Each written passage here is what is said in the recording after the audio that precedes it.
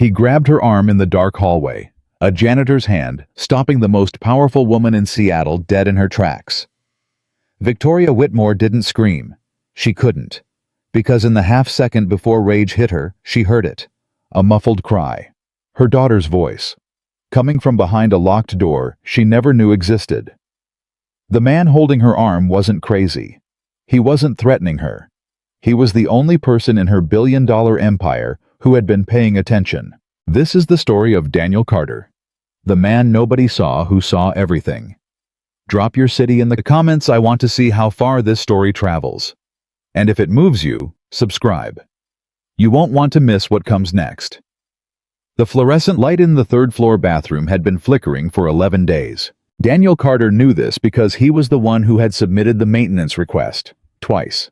He also knew that nobody above the fourth floor had any idea the light existed because nobody above the fourth floor ever used that bathroom. The executives had their own, private, marble, with hand towels that cost more than Daniel's weekly paycheck. He changed the bulb himself on a Tuesday at 11:47 p.m. because he couldn't stand the flickering anymore. He didn't ask for permission. He didn't log it in the system. He just climbed the stepladder, unscrewed the old tube slid in the new one, and stood there for a second in the sudden steady light. There he thought. Someone had to do it. That was Daniel Carter in a single sentence. Someone had to do it, so he did it. 32 years old. Single father.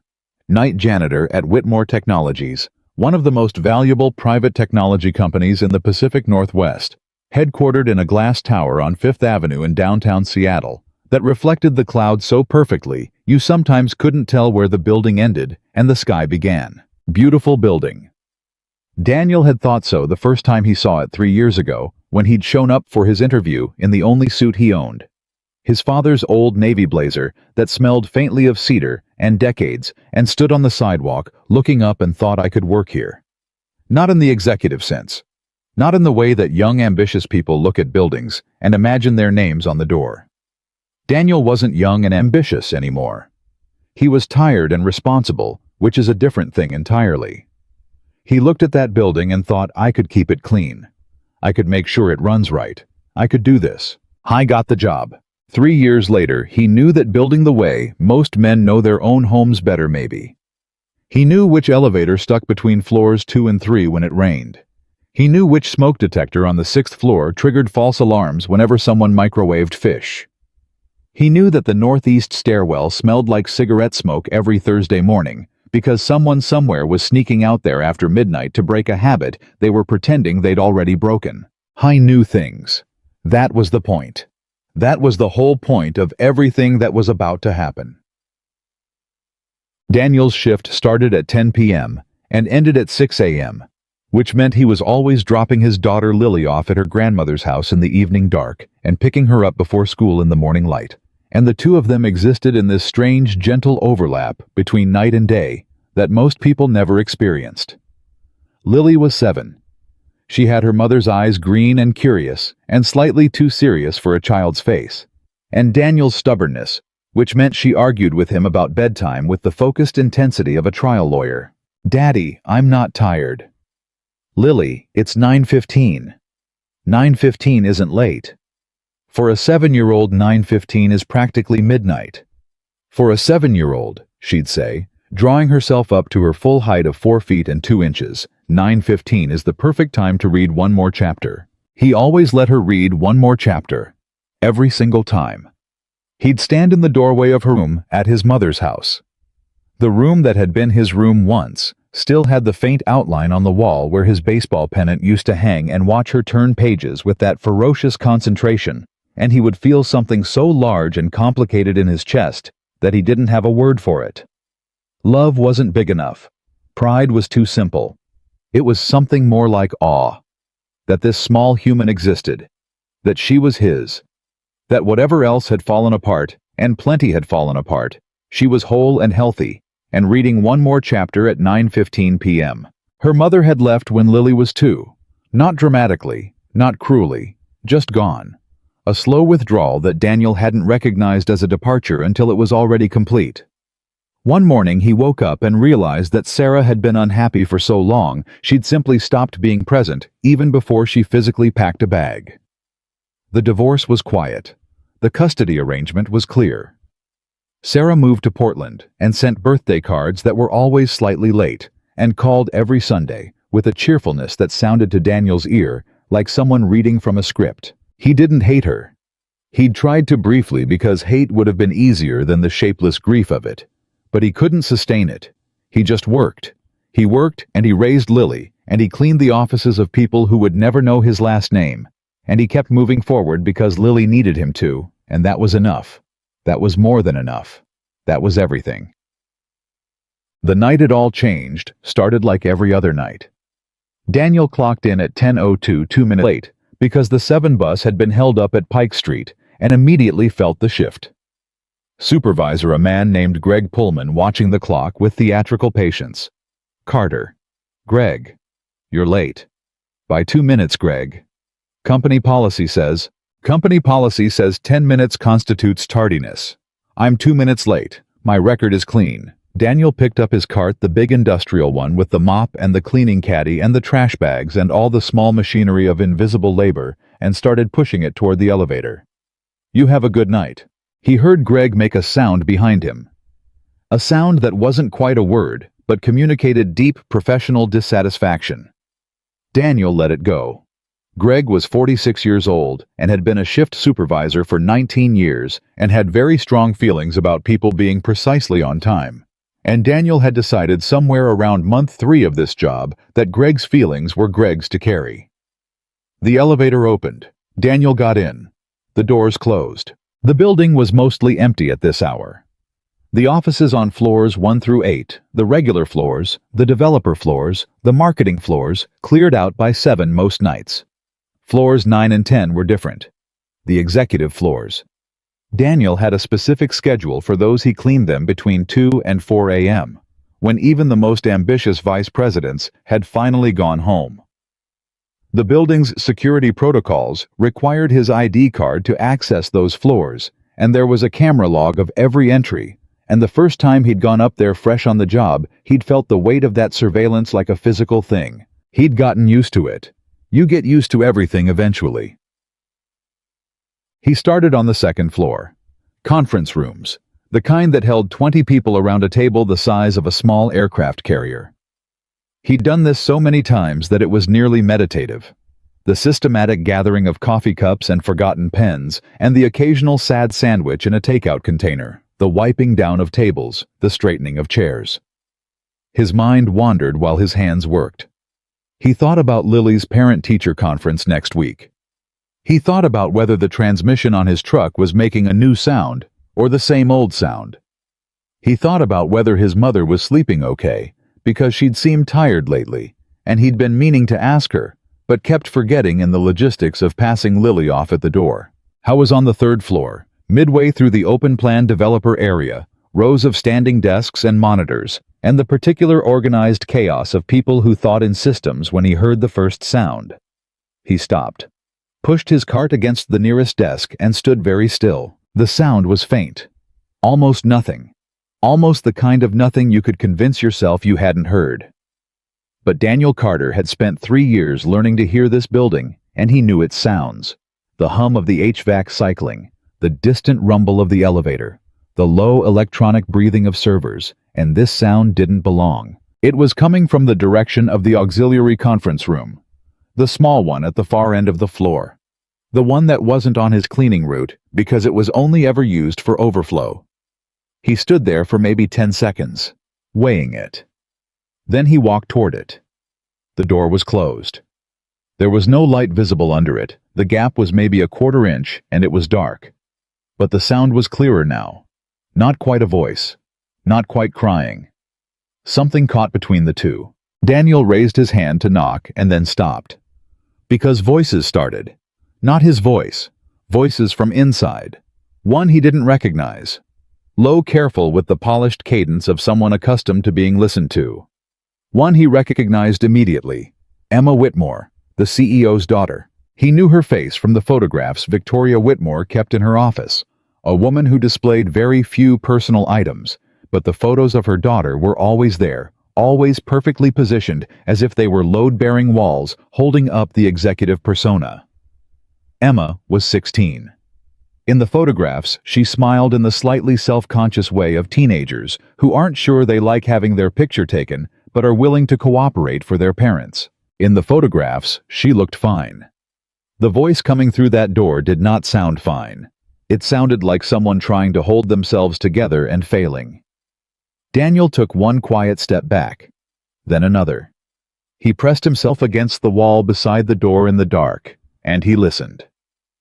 He should clarify for anyone who might judge what he did next. He knew it was wrong to eavesdrop. He had been raised by a woman who believed with religious conviction that you minded your own business, that you didn't insert yourself into situations that weren't yours, that you kept your head down and did your job and let people handle their own problems. His mother had said this to him in one variation or another, approximately 10,000 times between his birth and his 18th birthday, and he had taken it deeply to heart. He stood there and listened anyway, because the voice on the other side of that door was 16 years old and frightened, and the voice responding to it was an adult male voice with a particular quality. He recognized a quality of control, of practiced reassurance, of someone who was very good at making frightened people feel like their fear was the problem. Daniel recognized that quality because he had heard it before. In a different context a long time ago, and he had not acted then, and it was one of the regrets that lived in the back of his chest like a small permanent stone. He was not going to not act again. He listened for 3 minutes. He heard enough. Then he quietly took his phone from his shirt pocket and opened the voice memo app, and he recorded the next 4 minutes of what came through that door. The man inside was named Richard Calloway. Daniel had seen him around the building for over a year. Executive Vice President of Strategic Development, a title that, as far as Daniel could tell, meant that Richard Calloway attended a great many important meetings and was very important at all of them. He was 51, silver-haired, with the kind of tailored appearance that communicated wealth without announcing it. He was always composed, always pleasant to the right people. He had never spoken directly to Daniel, not once in 14 months, which was not unusual. A lot of executives didn't, but there was something specific about the way Richard Calloway moved through the building that Daniel had noticed. Something that was very careful about being in certain places when certain people were around. Daniel noticed things. That was his gift or his curse depending on the day. He had noticed over many months that Emma Whitmore came to the building more than a teenager should. Victoria encouraged it, apparently wanted her to understand the company was grooming her in the most well-intentioned sense for something undefined and future. Emma had a visitor's badge. She had access to the common floors. She appeared several times a week in the late afternoon, usually sitting in the second-floor lobby area, with headphones in doing homework or whatever teenagers do when they're performing the act of doing homework. Daniel had nodded to her a few times. She'd nodded back. Once she'd asked him if the second-floor bathroom's hand dryer was broken. It was making a noise, she said, and he'd gone and checked it and tightened something inside it with a screwdriver and come back and told her it was fine now. She'd said thank you with a directness that surprised him, the way teenagers sometimes surprise you by being more straightforward than adults. He'd thought she seemed like a good kid. He'd also thought over time, watching her with the peripheral observation, he'd developed into something like an instinct that something was slowly draining out of her. That the girl who'd sat in the lobby in the early fall, still slightly tentatively social, still making occasional eye contact with the reception staff, was different from the girl he saw in December. Quieter. More guarded, choosing corners over open spaces. He'd filed it. The way you file things when you don't have authority to act on them. The way invisible people file things constantly because they see everything and can do nothing officially. Until tonight. He listened at that door for 7 minutes total. What he heard confirmed what he had feared. Not in a dramatic film trailer way. The reality of it was quieter and uglier than drama. Richard Calloway was talking to Emma Whitmore in the voice of someone who had convinced a teenager that their relationship, whatever it was, whatever he'd shaped it into, was both special and secret, and that the secrecy was necessary, and that Emma's discomfort was something she needed to work through, and that her mother wouldn't understand, and that Richard was the only person who truly saw her, truly understood what she was going through. I was saying these things calmly. Emma was not arguing. She was crying quietly, the kind of crying that's almost quieter than silence, and saying yes and okay. And I know in the voice of someone who has run out of a different answer. Daniel's hand was very tight around his phone. He forced himself to stand still, to breathe, to think. His first instinct, the instinct he'd had the moment he heard her voice, was to open that door, to walk in and stop it, to be the physical interruption. His brain caught up with his instincts and held them back. If he walked in now, what happened? Richard Calloway, 51 years old, executive vice president, man with a security badge that granted him access to 9 floors. Daniel couldn't reach, would look at a janitor standing in a doorway and say, "Can I help you?" And Emma, conditioned to protect the secret, might say nothing. Or worse, might say she was fine. And Daniel would have no standing, no evidence, no authority. He would be a janitor who had interrupted a private conversation. He might be fired before morning. And whatever Richard Calloway had built with this girl, this careful, terrible architecture of trust and isolation, would continue just more carefully. He needed the one person in this building who had actual authority. He needed Victoria Whitmore. The problem with needing Victoria Whitmore was that Victoria Whitmore was not supposed to be in the building.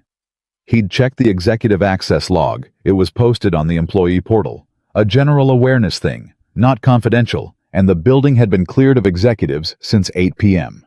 Victoria Whitmore had a dinner event. Investor relations. It was on the public calendar. Daniel pushed his cart back toward the elevator, moving faster than his usual methodical pace, but trying to look the same. Unhurried. A janitor doing his rounds. Nothing unusual. He was thinking through options. Security desk at the front entrance. He could go to Marcus Hines, the overnight security guard, a decent man who had never once been condescending to Daniel, and say what I think something's happening upstairs. Based on what I listened at a door and recorded it on my phone. Marcus would call his supervisor. His supervisor would call building security. Building security would need to escalate to someone with authority over an EVP. That process would take time. The kind of time that Richard Calloway would use to straighten his tie and compose a story. He could call the police. He'd thought about it. His hand was already on his phone. But the same problem existed. They'd show up. They'd need to establish what was happening. They'd need more than a voice memo recorded through a closed door, and they'd need to sort through the layers of a corporation's internal politics before they could act decisively. And Richard Calloway was not a man who would crack under the gentle initial questioning of a first responding officer.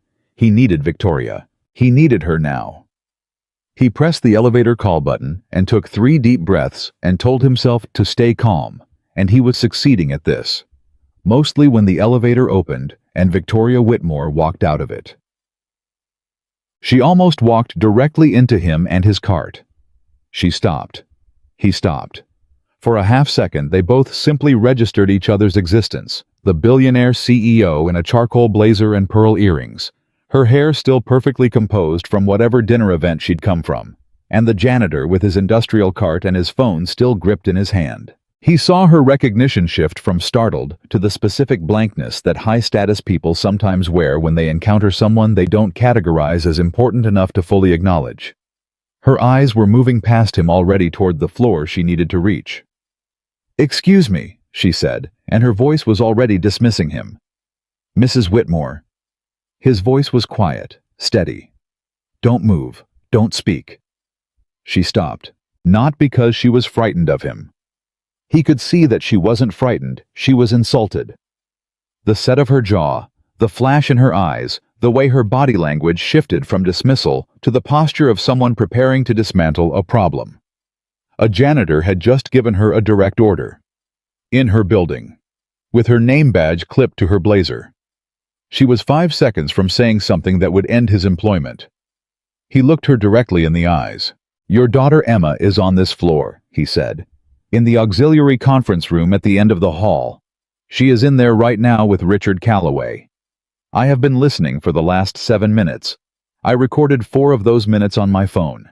Mrs. Whitmore, I need you to stay calm, and I need you to hear me out, and I need you not to walk in there yet, because if you go in there right now without knowing what I know, He will walk out of this without consequences, and Emma will be the one who pays for it. The silence was exactly 4 seconds long. He counted them. He watched something move through her face, the executive mask, so practiced and perfect, developing a crack. Her eyes cut toward the end of the hall, toward the closed door, toward the thin sliver of dark beneath it. "What did you say?" she whispered. "I heard Emma in that room," Daniel said. "I heard Calloway. What I recorded, Mrs. Whitmore. I'm not going to tell you it's easy to hear because it isn't. But you need to hear it, right now, before you do anything else." Victoria Whitmore looked at him. Not past him. Not through him. At him. Like she was seeing him for the first time in 3 years. "Show me," she said.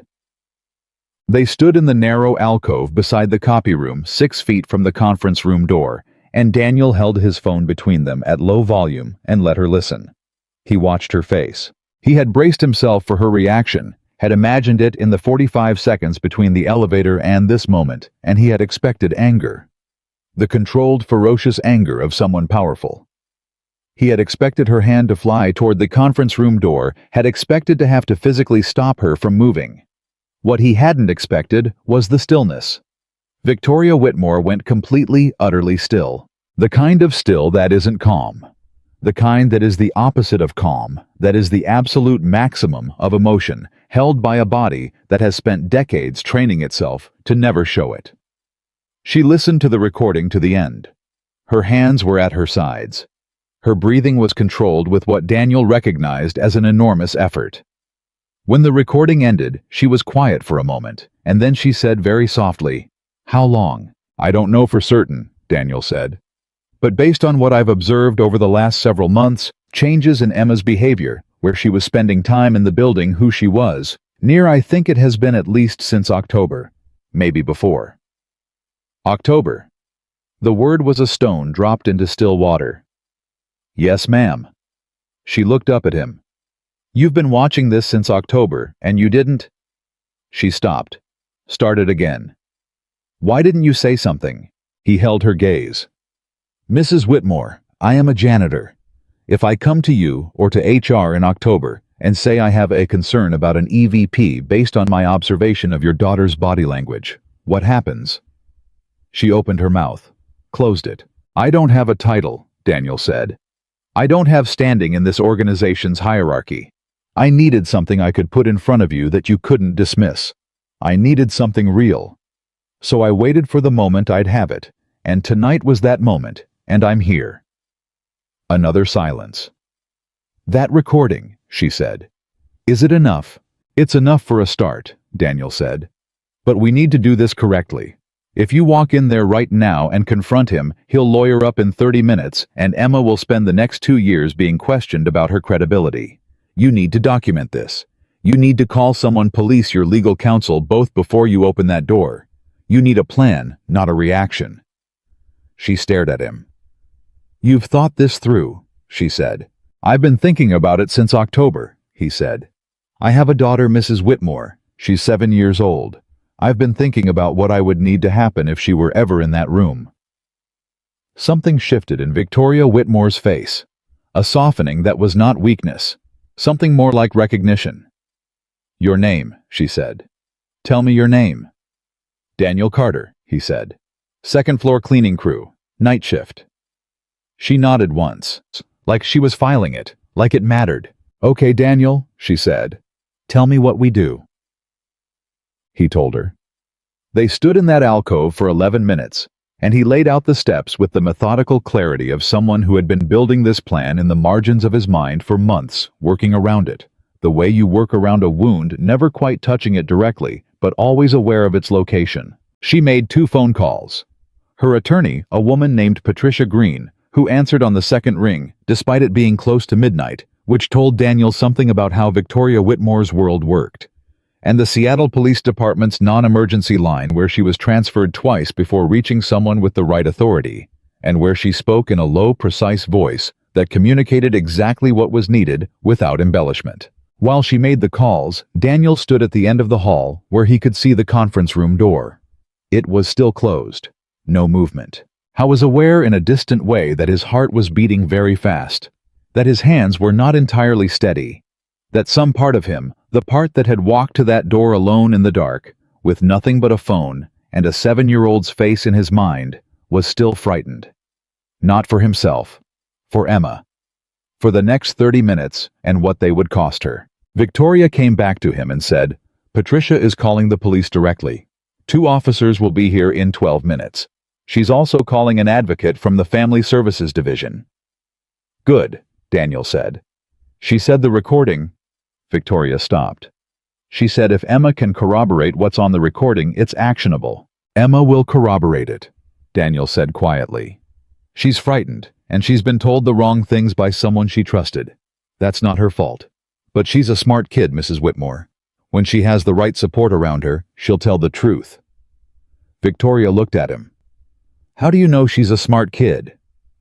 "She asked me once about the hand dryer in the second-floor bathroom," he said.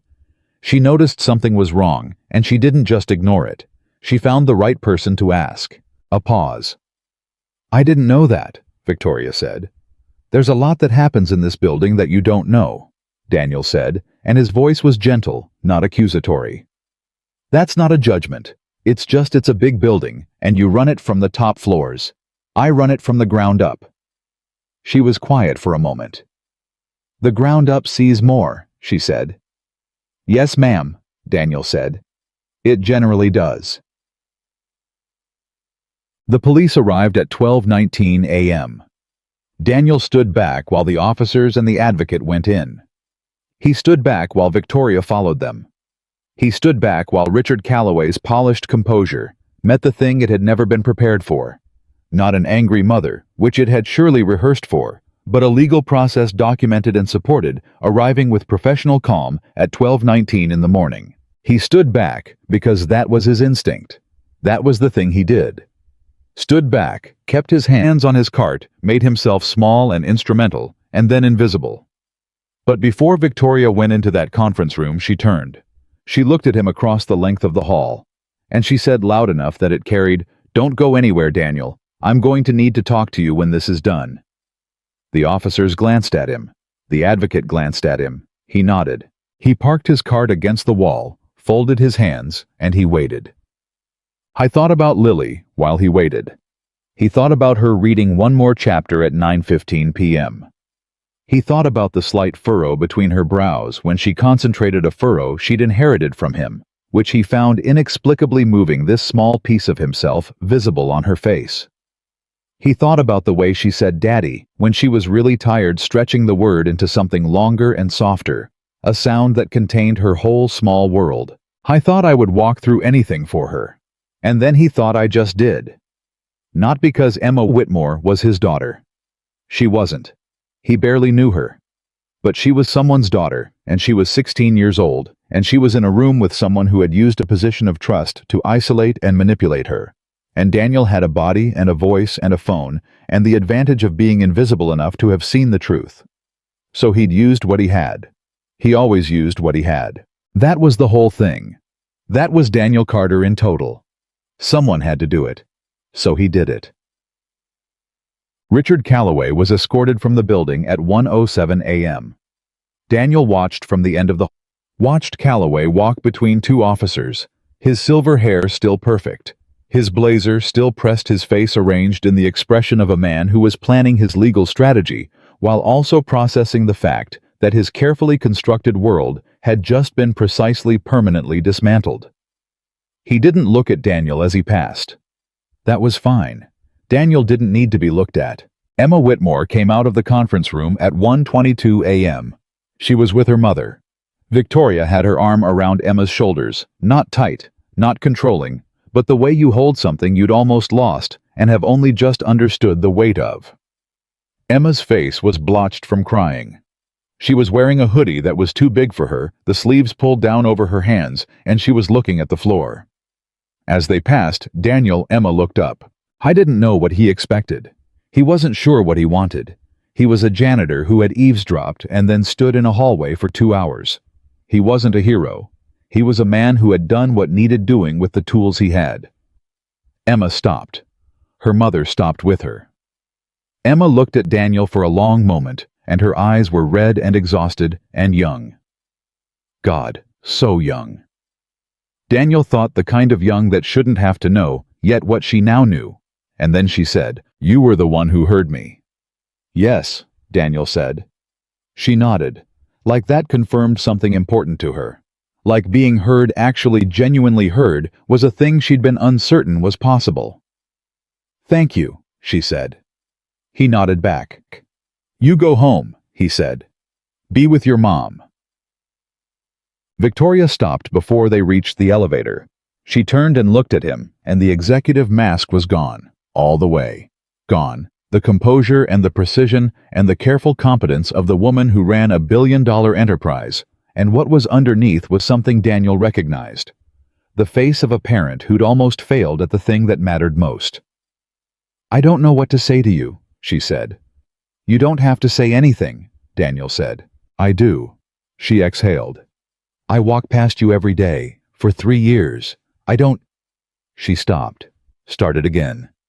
"I want to do something. I want to—" "Mrs. Whitmore." His voice was kind. Not deferential, just kind. "Take your daughter home. That's all that matters tonight." She looked at him for a long moment. "Your daughter," she said. "How old?" "7, he said. She nodded. Something passed across her face that he understood completely, because he felt it too. The parallel, the mirror, the thing you feel when you realize someone else's love for their child saved yours. "I'll find a way to thank you properly," she said. "I promise you that." He shook his head slightly, not refusing, just deflecting. "Just take care of Emma." Victoria Whitmore nodded once, turned, led her daughter to the elevator. The doors closed. Daniel stood alone in the quiet hall. He looked at his cart, at the mop and the cleaning caddy and the industrial trash bags, at the tools of his invisible labor. Then he straightened up, took a breath, and started pushing the cart toward the next room. He still had 4 floors to clean before 6 a.m. Someone had to do it. Daniel finished his shift at 6:04 a.m., 4 minutes late. For once, he didn't care about Greg Pullman's clock watching. He clocked out, walked to the employee locker room on the basement level, changed out of his uniform and sat on the bench for a long moment, with his jacket in his hands and his elbows on his knees and his eyes on the floor. The locker room was empty at this hour. The day crew didn't arrive until 7, and the silence had a particular quality, the kind that follows something enormous, the kind that feels slightly unreal. He had not slept. Obviously, he had not slept. He had cleaned 4 floors of a building, while a police investigation unfolded 1 floor above him, while an advocate from Family Services sat with a 16-year-old girl and helped her find words for things she'd been told she couldn't say.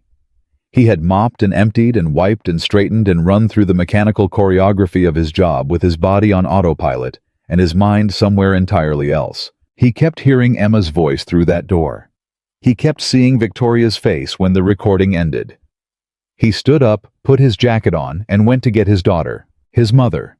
Ruth Carter was awake when he arrived.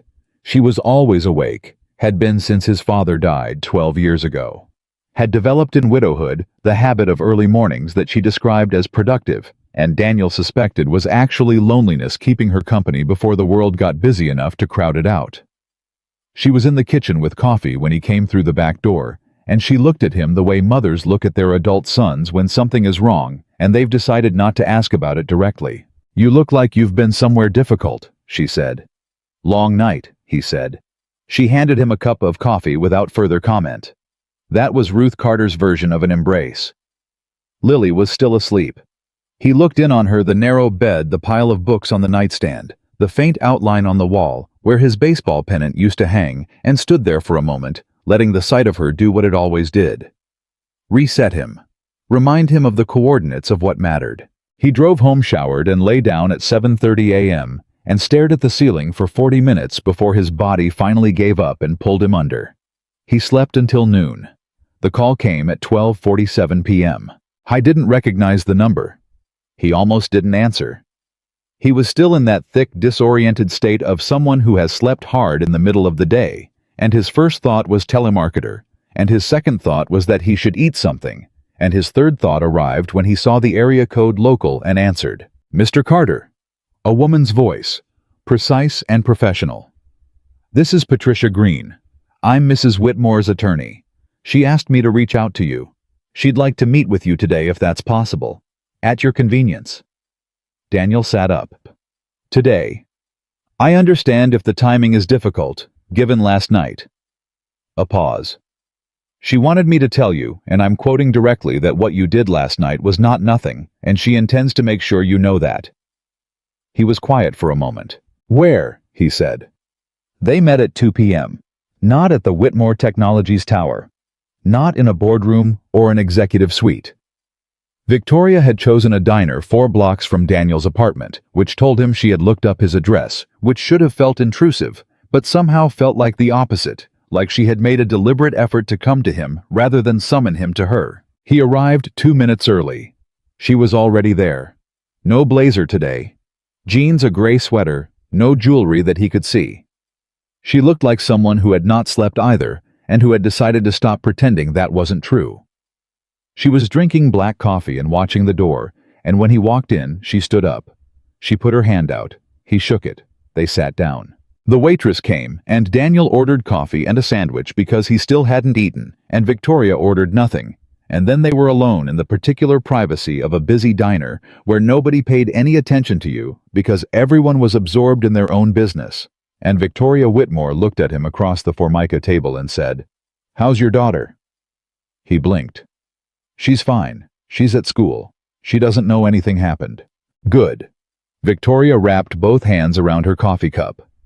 "Emma is at home. She's with my sister who flew in this morning. She's going to be okay. That's what the advocate told me. It's going to take time, and she needs support, and there's a process ahead of us, but she is going to be okay." "I'm glad," Daniel said, and he meant it simply without ceremony. "Callaway was held overnight," Victoria said. "Patricia says the recording combined with Emma's statement." Emma gave a statement, Daniel. "She talked for 2 hours, which apparently the advocate said was significant, that she was willing to talk. Patricia says there is enough to move forward.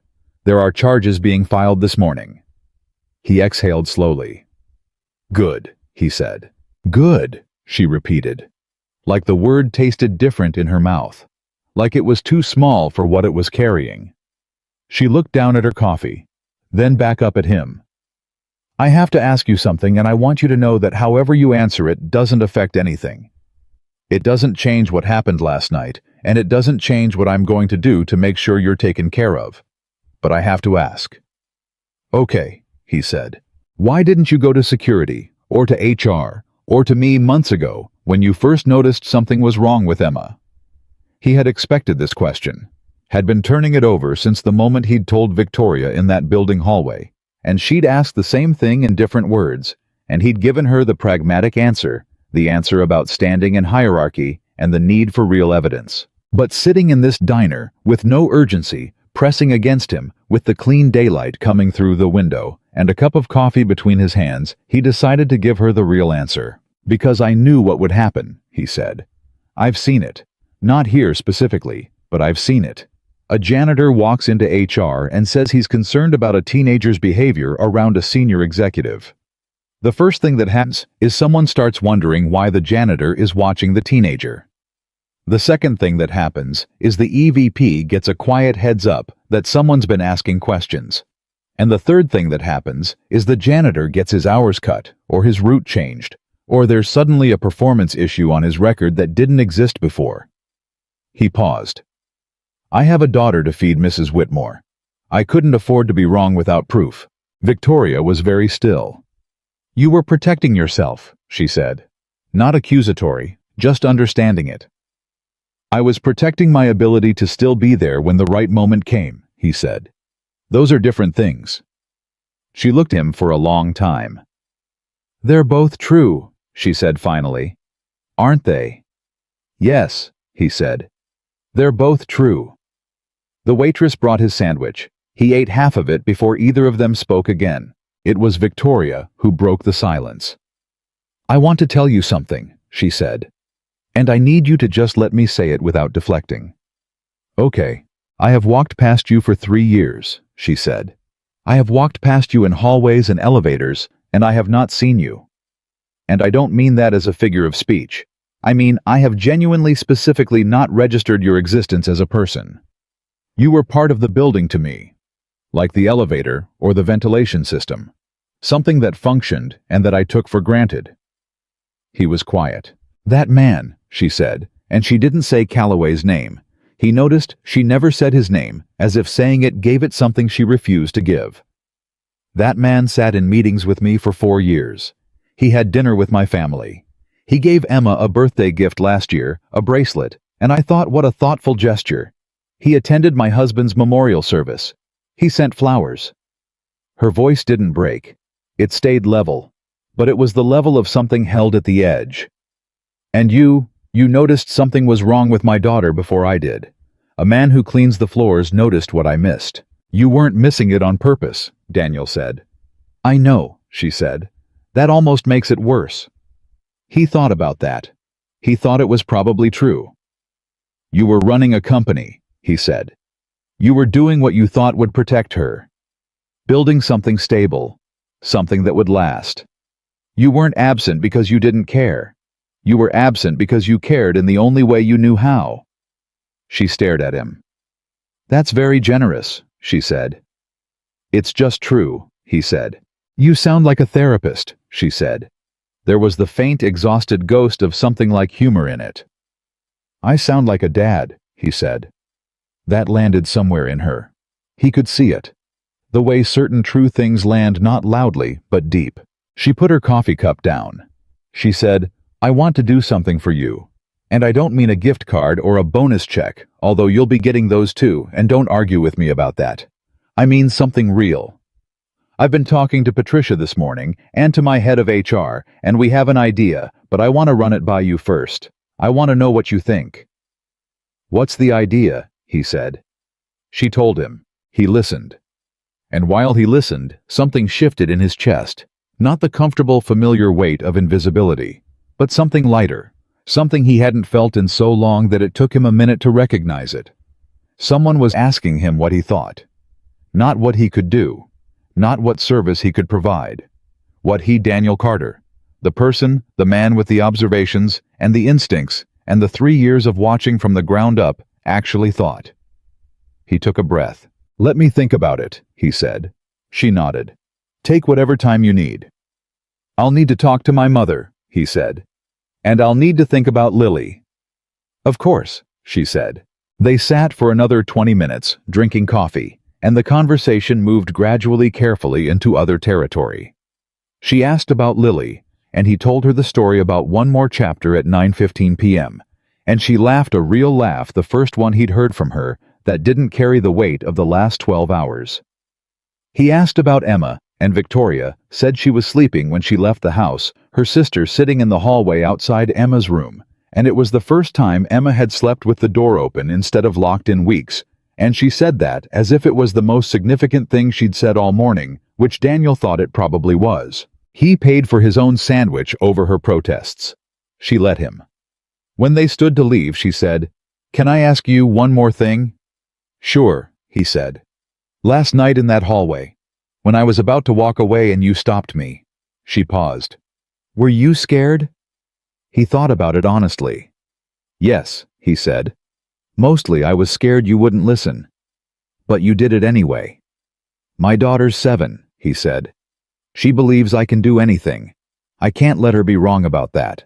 Victoria Whitmore stood there with her coat half on and looked at him, and this time what was on her face was not executive composure or professional gratitude, or even the complicated grief of a mother who had almost lost something. It was simpler than any of that. It was respect, the plain, uncomplicated humankind. She nodded once.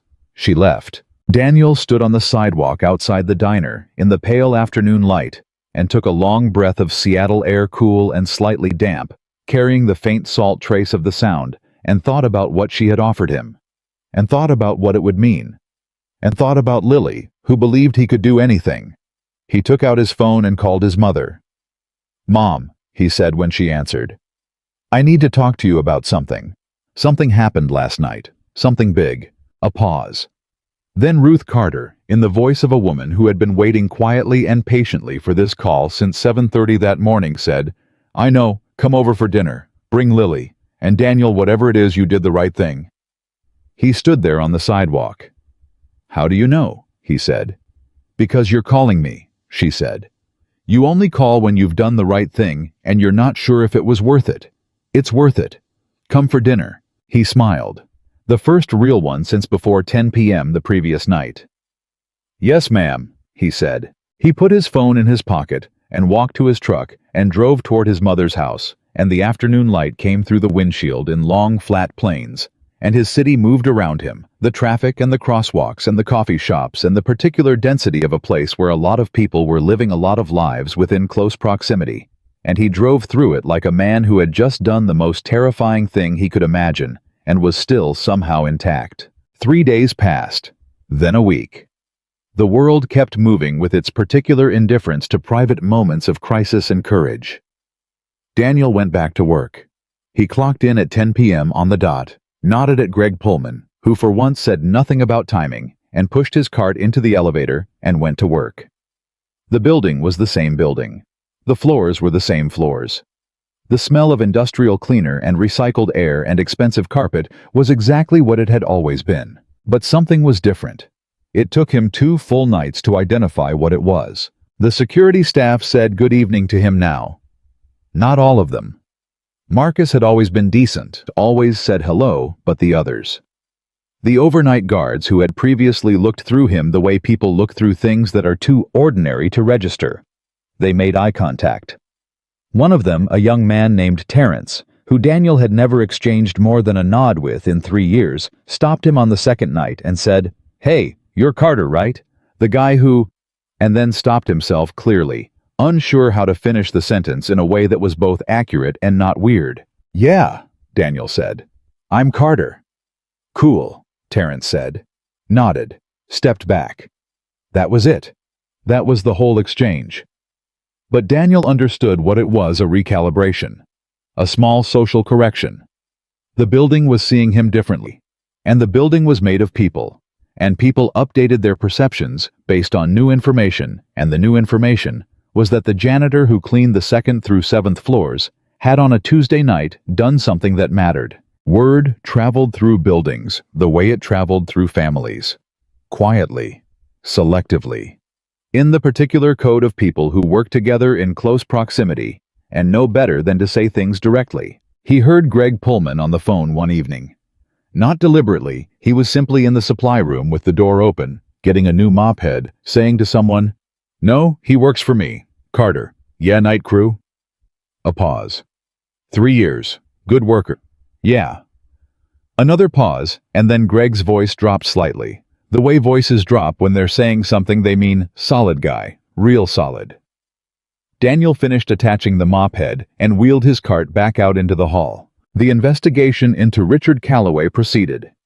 He knew this not because anyone was obligated to tell him, but because Patricia Green called twice in the first week with updates, which told him Victoria had specifically asked her attorney to keep him informed, which was not a thing that happened in ordinary circumstances. Which meant these were not ordinary circumstances. The first call, additional evidence had been located on Calloway's work devices.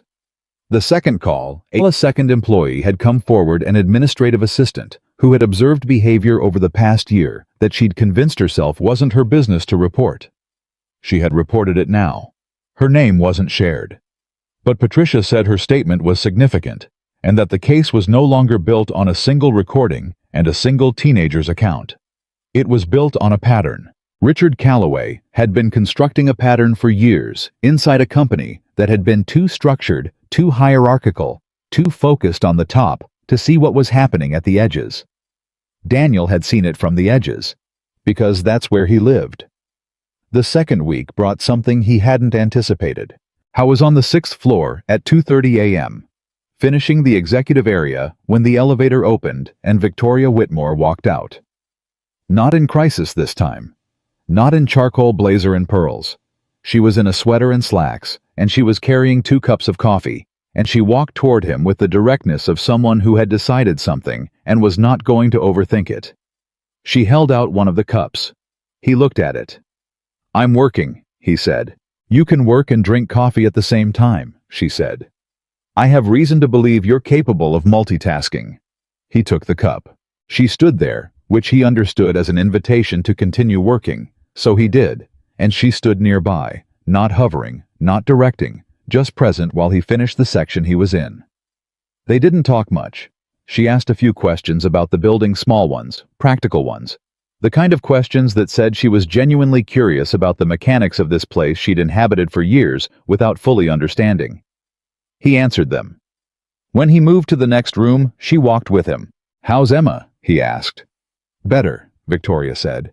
"And worse, both at the same time, which I've been told is exactly what progress looks like."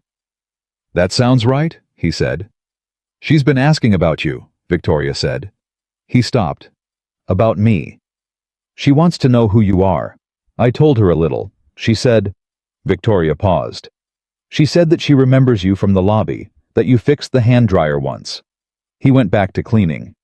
"She remembered that," he said. "She said you were one of the only people in the building who ever looked at her like she was actually there," Victoria said, quietly. "Like a person. Not the CEO's daughter. Just a person." He didn't say anything, because there wasn't anything to say that wasn't going to embarrass him or diminish the thing she was saying. "I've been thinking about what that means," Victoria continued. "About who sees people and who doesn't. About what we train ourselves to overlook." She took a sip of her coffee. "We have a culture problem in this company, Daniel. Not just the Callaway situation. The Callaway situation was a symptom. The culture was the disease. People in this building were trained to look upward. Always upward. Who's the most important person in the room? What do they need? How do you get close to them? And in looking upward, everyone stopped looking at each other." He pulled a trash liner from a receptacle and knotted it. "That's most companies," he said. "I know," she said. "I built one of them." "You built it from nothing," he said. "You were trying to survive. You built what you knew." "What I knew was to look up," she said. "And I taught everyone else to do the same." She was quiet for a moment. "Emma was right there, right here in this building, sitting in the lobby. And nobody saw her except you." "I had time to see," he said. "That's the thing. I had time." "Because your job doesn't require you to look up," she said. "My job requires me to look at everything," he said. "Everywhere. Systematically. You can't clean a room you haven't really looked at. You miss things, and missed things turn into bigger problems." He paused. "It's actually not that different from running a company." She looked at him with an expression he was starting to recognize, the one that meant something. He'd said had hit something she hadn't expected to be there. "You've had a lot of time to think about this," she said. 3 years of night shifts," he said. "Gives you perspective." She laughed again, the same real laugh from the diner. He was beginning to think it was a fairly rare sound in her life, that laugh, and that she deserved more occasions for it. They finished the floor in something that was almost comfortable. An almost comfortable silence, with occasional words dropped into it, the way you share space with someone when the emergency is over, and what's left is just two people trying to figure out what comes next. When he was done, when he was loading his cart back onto the elevator, she said, "Have you thought about what I offered you?" He pressed the elevator button. "Yes," he said. "And..." The elevator opened. He looked at her. "I want to take it," he said.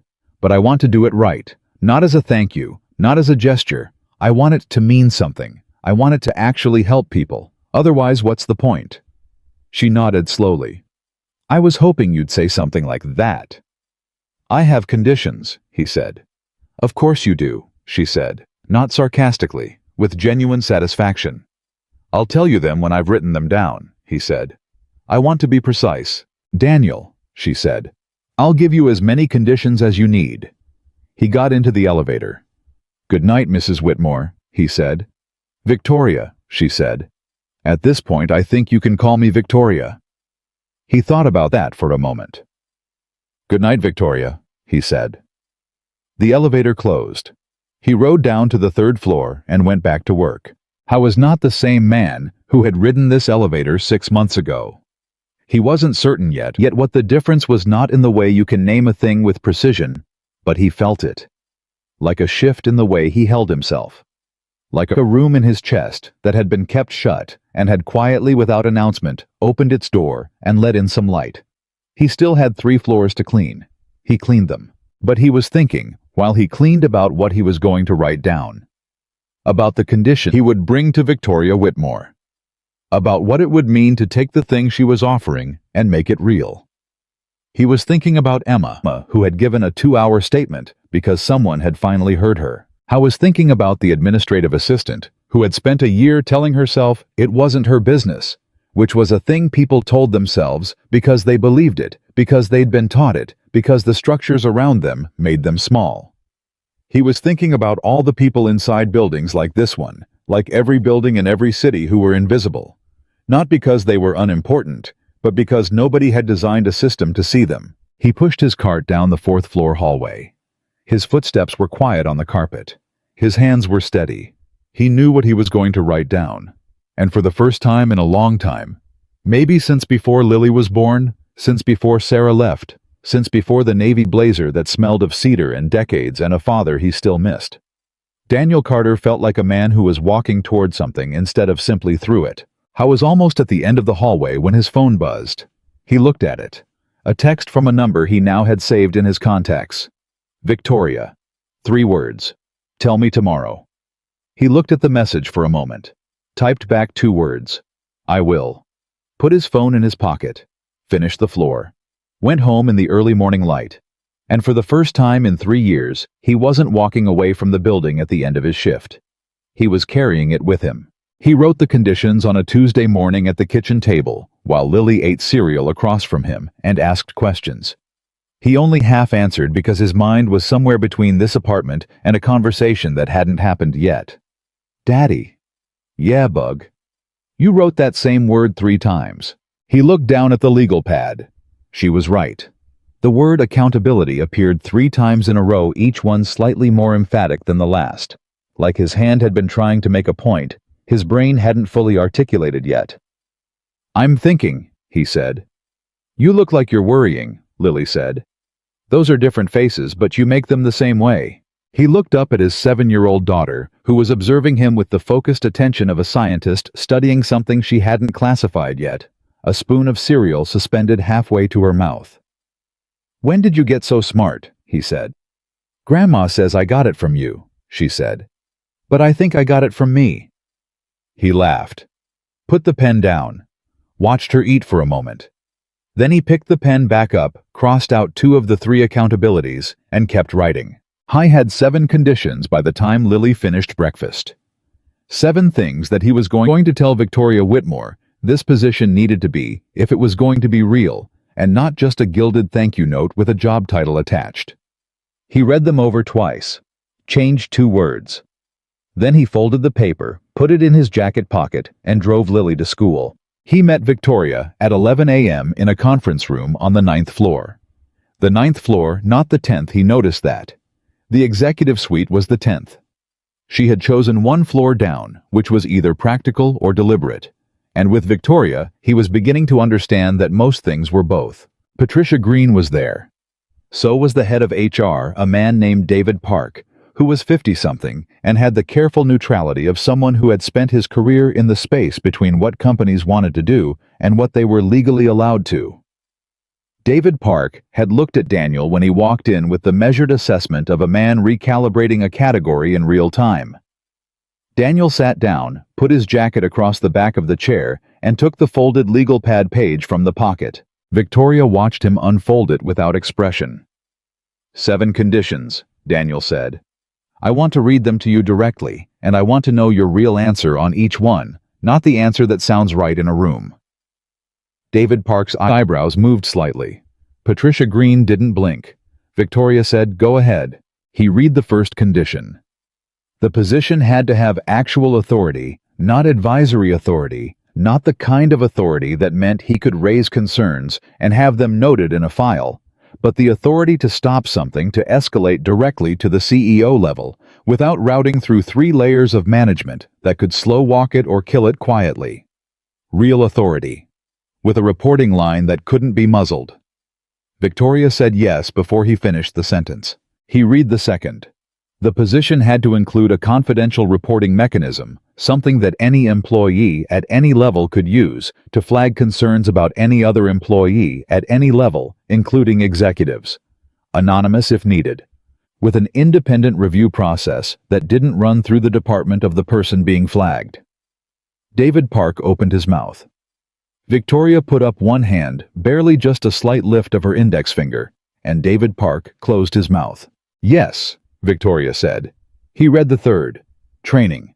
Not the kind of compliance training that satisfied a legal checkbox, an hour of video, and a quiz, but real ongoing interactive training about how power worked inside organizations, how it was abused, how people were conditioned not to see it, how to unlearn that conditioning. For everyone, including executives, including the CEO. Silence. Then Victoria said, especially the CEO. Yes. He read the fourth. A children and family safety protocol, specific and enforceable, covering any minor who had access to company facilities for any reason. Employees' children, contractors' children, visiting family members, interns under 18. A protocol with teeth. With mandatory reporting requirements. With consequences that didn't allow for the kind of quiet administrative resolution that let people exit gracefully instead of accountably. He looked up when he finished reading that one. David Park was writing something on his notepad. Patricia Green had uncrossed and recrossed her legs. Victoria's eyes were steady on his face. Yes, she said. Her voice was different on this one, slightly lower, more compressed. The voice of something that was personal and was trying not to show it. Absolutely yes. He read the fifth. Salary. He named a number. A real number. Not what he thought they'd offer, what he thought the job was actually worth, based on the responsibility it would carry and the harm it was designed to prevent. David Park stopped writing for a moment. Daniel held his position. He didn't look at the number on the page as though he was uncertain about it. He looked at it the way you look at a thing that is correct. Done, Victoria said. David Park started writing again. He read the sixth. His mother. He wanted to be clear, this wasn't part of the negotiation, it was context. He needed a schedule that worked around his daughter's life, that didn't sacrifice one set of responsibilities for another, because he had learned watching Victoria Whitmore what happened when you let that bargain get out of balance. The room was very quiet. We'll build you a schedule, Victoria said. Her voice was completely steady. You tell us what you need. We build around it. He read the seventh condition. This one was the one he'd rewritten 4 times. The one that had the word accountability 3 times before he edited it down. The one that had taken him longest to find the right language for, because the thing it was trying to say was both the most important and the hardest to make concrete. He read it slowly. The 7th condition was this, that the position and everything it did was evaluated not by the number of incidents reported or the number of policies updated, but by the number of people who felt safer inside this building than they had before. That success was not measured in legal compliance or HR metrics, but in the actual human experience of the people who worked here. And that Daniel Carter, because he knew better than anyone that invisible people don't fill out satisfaction surveys, would do his own assessment. Quarterly. By walking the floors. By talking to people. By doing what he had always done, which was look at the building from the ground up and actually see it. When he finished, the room was silent. David Park had stopped writing entirely. Patricia Green was looking at Victoria. Victoria was looking at Daniel. She said, "The 7th condition is the one that makes the other 6 real." "Yes," Daniel said. "Then yes," she said. "To all 7. He folded the paper. "Okay," he said. "Okay," she said.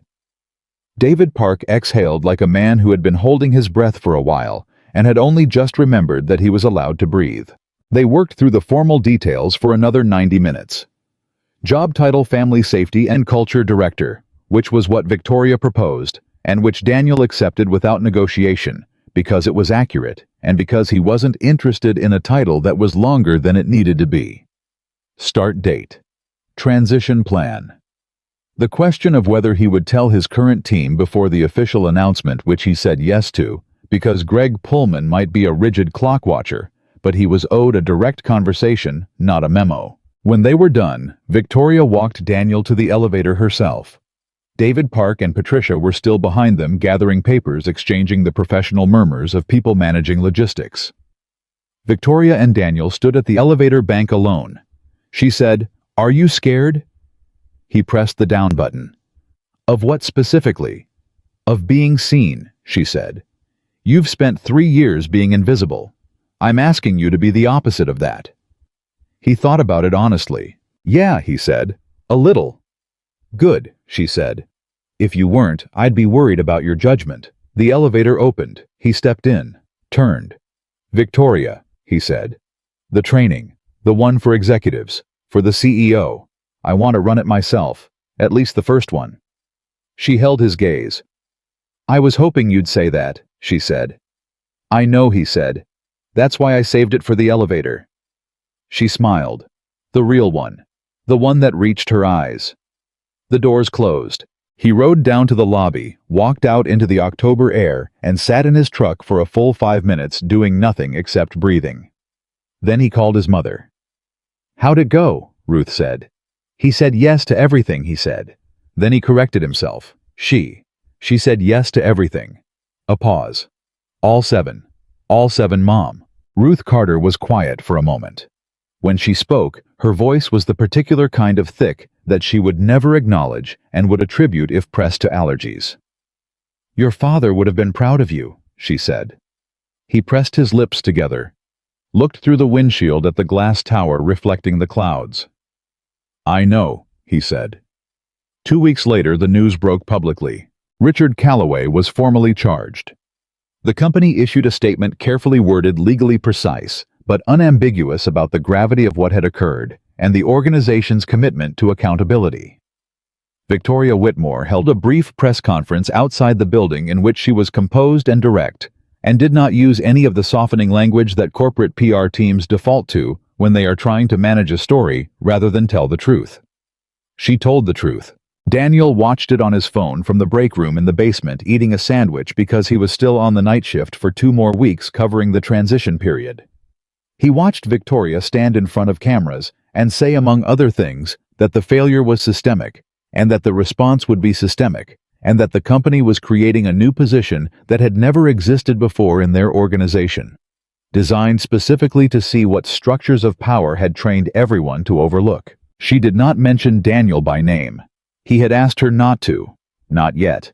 Not until he was ready, not until he had something to show, until the position was real and running, until he had done something worth attaching his name to. She had respected that. He finished his sandwich, put his phone away, went back to work. But the quiet of the next 12 days was deceptive because things were moving underneath it like water moving under ice, and Daniel could feel the movement even when he couldn't see it. Twice he was stopped in the hallway by employees he barely knew, a developer named Chris who said, "Hey Carter, glad you're still here," in a tone that communicated more than the words. A woman from the marketing team who was in the building late for reasons she didn't explain, and who said, "I heard what you did," and then walked away before he could respond, which left him standing in the hallway with a mop handle and no good answer. He heard from Patricia Green on a Wednesday afternoon. She called him at 3 p.m. while he was at his mother's house, sitting on the back porch with a cup of coffee, and watching Lily attempt to teach the neighbor's dog a trick it was not interested in learning. "The preliminary hearing is scheduled," Patricia said. "Emma will not be required to testify at this stage, but she's been told she may choose to submit a written statement." "Is she going to?" Daniel asked. "Victoria says she's writing it herself," Patricia said. "Has been for 3 days. Won't let anyone help her." Daniel watched Lily demonstrate the trick to the dog with patient, methodical repetition. The same gesture over and over, completely undiscouraged by the dog's total indifference. "She'll get it right," he said. The statement, "Yeah," he said. And the trick. "I have no idea what that means," Patricia said, "but I'll take your word for it." The charges against Calloway were significant. Patricia walked him through them with the particular clinical clarity of a lawyer who had learned to deliver difficult information without either minimizing it or dramatizing it. Manipulation of a minor. Abuse of a position of trust. The recording. Emma's statement, the second employee's testimony, and 3 additional pieces of evidence recovered from Calloway's devices. 3, not 1, not 2, had built a case that Calloway's legal team was apparently struggling to answer. He's going to try to settle, Patricia said. Will it work? Daniel asked. Not for Emma, Patricia said. Victoria is not interested in a settlement that doesn't include a full public record. She was very clear about that. He exhaled. Good, he said. She told me to tell you that, Patricia said. Specifically, she said to tell you that she understood why it mattered and that she wasn't going to take the easy path.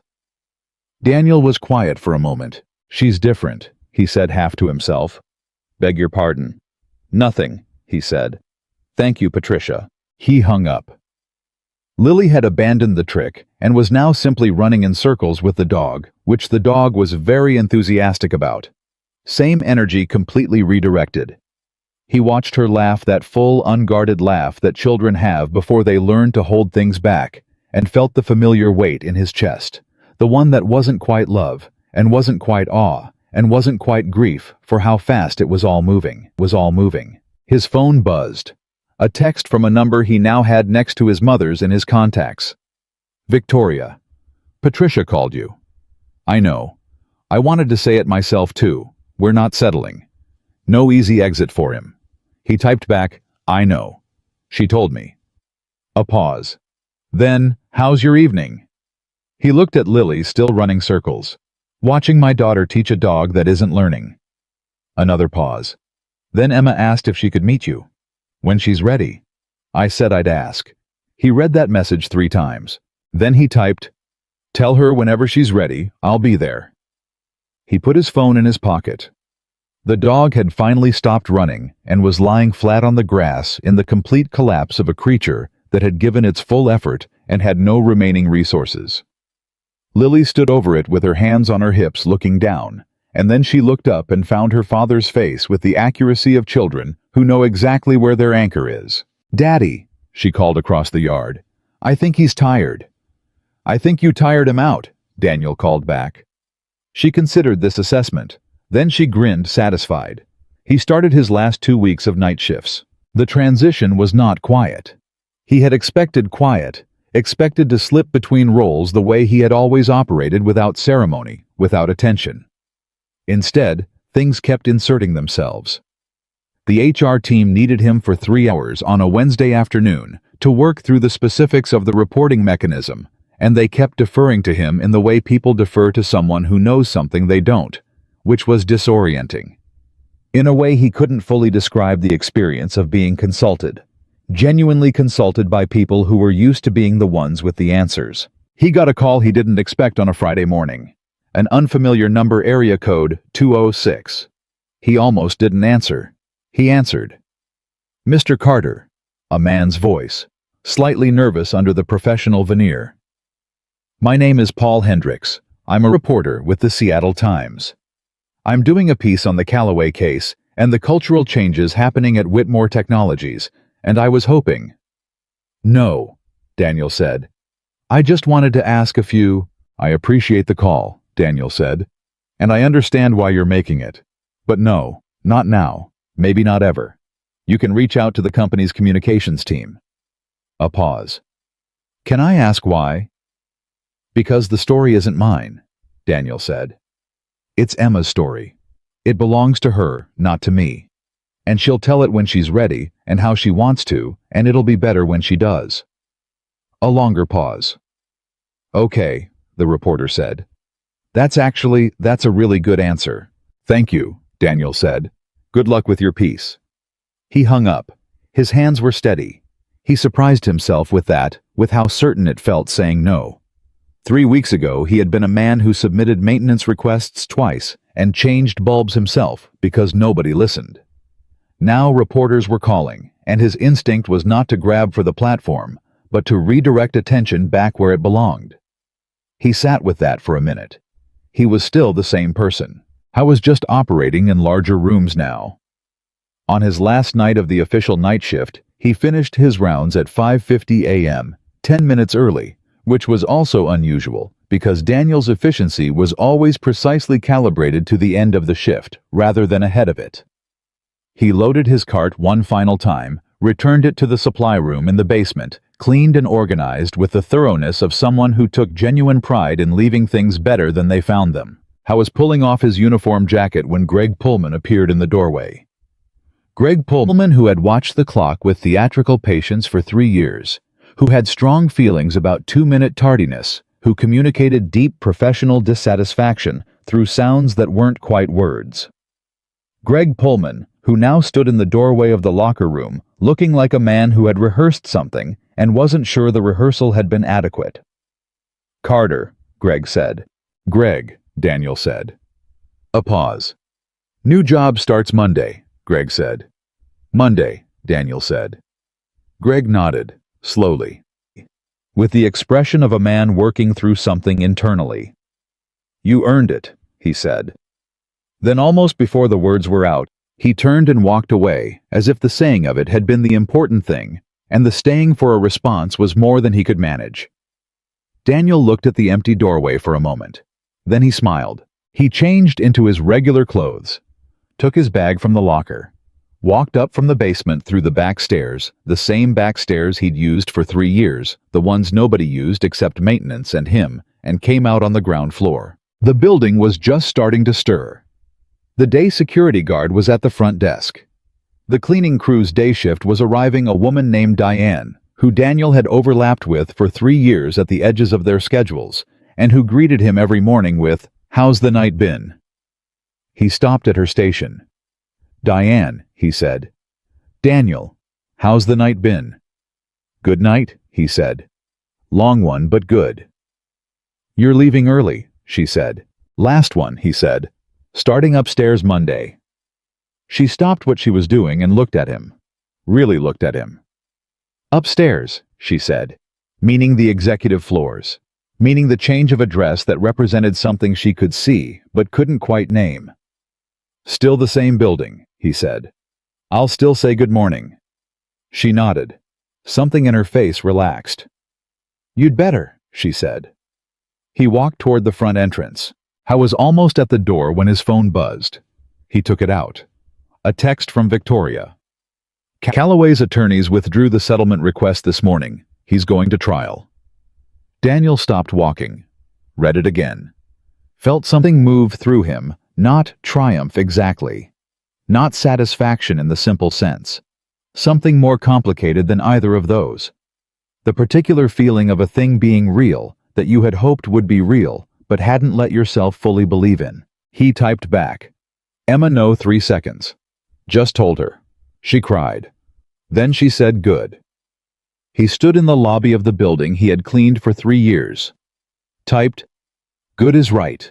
Put his phone in his pocket. Pushed through the front door into the early morning air. He stood on the sidewalk outside the glass tower that reflected the clouds and thought about Emma writing her statement over 3 days without letting anyone help her. He thought about an administrative assistant who had spent a year telling herself something wasn't her business and then finally decided it was. He thought about the second condition he had written on his legal pad, the anonymous reporting mechanism, and how many people were probably holding things right now that they didn't know they were allowed to put down. He thought about his father's navy blazer still in the closet at his mother's house. Cedar and decades. He thought, I could work here. Not in the way of a young ambitious person looking up at a building and seeing their name on the door. In the way of a man who understood, now really understood, that the most important work in any place was not done at the top. It was done in the spaces between. In the hallways at midnight. In the lobbies at 4 p.m. In the break rooms, and the stairwells, and the second-floor bathrooms, where a hand dryer made a noise and a 16-year-old girl noticed and found the right person to ask. In all these places nobody thought to look. By all the people nobody thought to see. He started walking toward his truck. His phone buzzed one more time. He looked at it without stopping. Lily, who was at her grandmother's house, and had apparently woken up early and found his mother's phone. 3 words spelled with the focused precision of a 7-year-old who took communication seriously. "Come home, Daddy."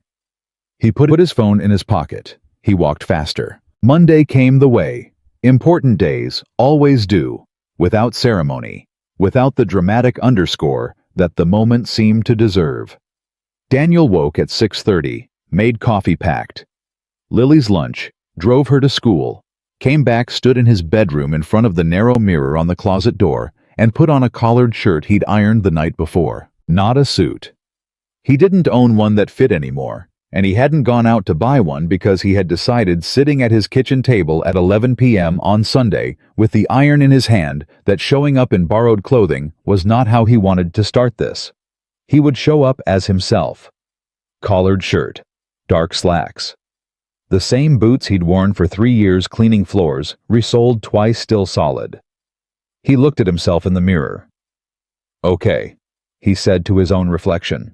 His reflection did not look entirely convinced. He drove to the building, parked in the employee garage. For the first time, he had always taken the bus before. But the parking pass was part of the new arrangement, and he had decided to accept it without guilt, and walked through the front entrance at 8:57 a.m. The day security guard at the front desk was not Diane, who worked the very early shift. It was a man named Robert, who had been polite to Daniel in a general way over the years, but had never had cause to pay him particular attention. Robert looked up when Daniel walked in, and then he looked again. The second look that happens when something doesn't fit the expected category. "Mr. Carter," Robert said. Daniel paused. Robert had never called him Mr. Carter. "Morning, Robert," he said, and kept walking toward the elevator. He had an office on the 8th floor. He had seen it once briefly during the transition meetings, a real office with a door and a window and a desk that someone had cleared and cleaned for his arrival. He had stood in the doorway of it for about 45 seconds before the meeting resumed, and he had thought, this is a room where someone is supposed to sit and make things happen. He was going to make things happen. But first, he was going to make himself a cup of coffee and sit very still for 10 minutes and let the reality of it settle. He got to the 8th floor, found the office, sat in the chair behind the desk, made no coffee because he'd forgotten there wasn't a coffee set up in the office yet, which was the first purely practical problem of his new role, and which he solved by walking down the hall to the break room and making a cup. There, the same break room he'd cleaned 3 times a week for 3 years. He stood at the coffee maker in his collared shirt and pressed the button and waited, and 2 people he didn't recognize walked through behind him, and one of them said good morning, and the other one didn't notice him, and he thought some things stay the same. How was on his second sip when his phone rang. Victoria. "You're in the building," she said when he answered. It wasn't a question. "8th floor," he said. "Getting coffee." "I know. Robert texted me." A pause. He said, and I'm quoting, "The new guy is in the break room on 8 looking calm." "I am calm," Daniel said. "Are you?" He thought about it. "I'm calm enough," he said. "Good," she said. "Come up to 10 when you're ready. I want to introduce you to the senior leadership team." He held his coffee cup. "All of them," he said. "All of them," she said. "They need to hear your role directly from you, not from an email. Not from an org chart update, from you in a room." He took a sip of coffee. "Give me 20 minutes, he said. "You have 15, she said. "They're already there." He was quiet. "You did this on purpose," he said. "I did this because a man who waited months to act until exactly the right moment doesn't need 20 minutes to get ready," she said. "He needs to stop overthinking and walk into the room." He set the coffee down. "I'll be there in 10, he said. The executive conference room on the 10th floor was a room designed to communicate power. Daniel had cleaned it many times and knew its geography, exactly the long table, the chairs arranged in a specific hierarchy, the window at the far end that made whoever sat in front of it appear to command the horizon. He had mopped its floors. He had emptied its trash. He had replaced its whiteboard markers when they ran dry. He had never sat at its table. He walked in at 9:14 a.m. There were 7 people in the room. 6 of them he recognized by face, if not always by name. Senior vice presidents, department heads. The people who occupied the upper atmosphere of the organization's gravity. The seventh was Victoria, who was standing at the head of the table, and who looked at him when he entered with an expression that communicated both welcome and a subtle challenge, the look of someone who had set up a test they believed you could pass. 6 faces turned toward him. He walked to the empty chair that was clearly positioned for him, not at the far end, which would have placed him in submission, and not beside Victoria, which would have placed him in adjacency. The chair was 3 seats down on the right, with direct sightline to every face in the room. Whoever had arranged the seating had thought about it. He suspected that person was Patricia Green. He sat down. "Good morning," he said. Silence for exactly 3 seconds. The kind of silence that is not awkward, but evaluative. Then Victoria said, "Everyone in this room received the announcement Friday about the new position and Daniel's appointment. I'm not going to repeat what was in the announcement. What I want instead is for Daniel to tell you in his own words what this role means and what it's going to require from each of you." She sat down. 6 sets of eyes landed on him. He looked at them one at a time, slowly, unhurried. He had learned in 3 years of working in the spaces these people occupied that the speed at which you moved through a room told everyone in it how much you believed you had the right to be there. He was not going to move fast. He said, "I want to start by telling you something about this building that most of you don't know." He saw a few of them shift slightly, not defensively, curiously. The second-floor bathroom on the north side has a hand dryer that makes a noise when the internal casing is loose, he said. If you tighten the rear screw, the noise stops. Takes 30 seconds with a flathead. I've tightened it 4 times in the last 2 years. It keeps coming loose because someone installed it slightly wrong to begin with, wrong angle, wrong depth on the mount. The real fix isn't tightening the screw. The real fix is remounting it correctly. But nobody has done the real fix because the noise isn't loud enough to be considered a problem by anyone with the authority to requisition a proper repair. The room was very quiet. "That's what I'm here for," Daniel said. "The real fix. Not the screw tightening. The thing underneath the symptom that keeps producing the symptom because nobody with authority thought it was loud enough to matter." He looked at each face again. "I'm going to walk this building the way I have walked it for 3 years. I'm going to talk to people you don't talk to. I'm going to hear things that don't reach this floor. And I'm going to bring them up here to this room, to this table, and I'm going to need every one of you to take them seriously. Not because it's good PR. Not because the Callaway case put us under a microscope. Because there are people in this building right now who are holding something they don't think anyone will listen to, and I intend to listen." No one spoke. Then a woman at the far end of the table, Christine Abbott, Chief Operations Officer, a woman Daniel knew by reputation as the most analytically precise person on Victoria's leadership team, said, "How will you prevent this from becoming a complaint box? People using the mechanism to settle personal grievances rather than flag genuine safety concerns." It was a real question, not hostile, genuinely operational. "Same way you distinguish a real structural problem from noise in any system," Daniel said. "Pattern recognition. A single complaint about a single person might be personal. The same concern raised independently by 3 different people who don't know each other is a pattern. I've been doing pattern recognition in this building for 3 years. I'm reasonably good at it." Christine Abbott nodded. Once. The nod of someone who found an answer technically satisfactory.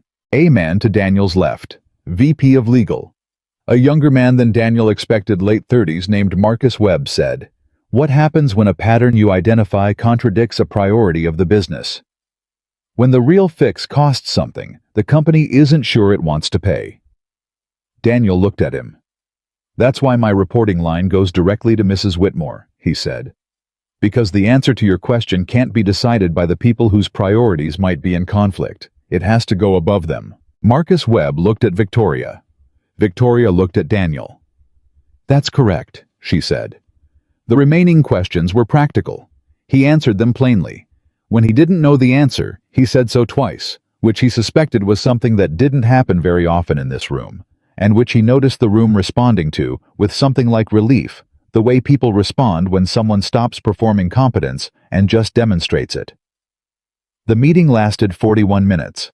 When it was done, people filed out with the controlled efficiency of people accustomed to moving between high-stakes commitments. Christine Abbott paused at the door and turned.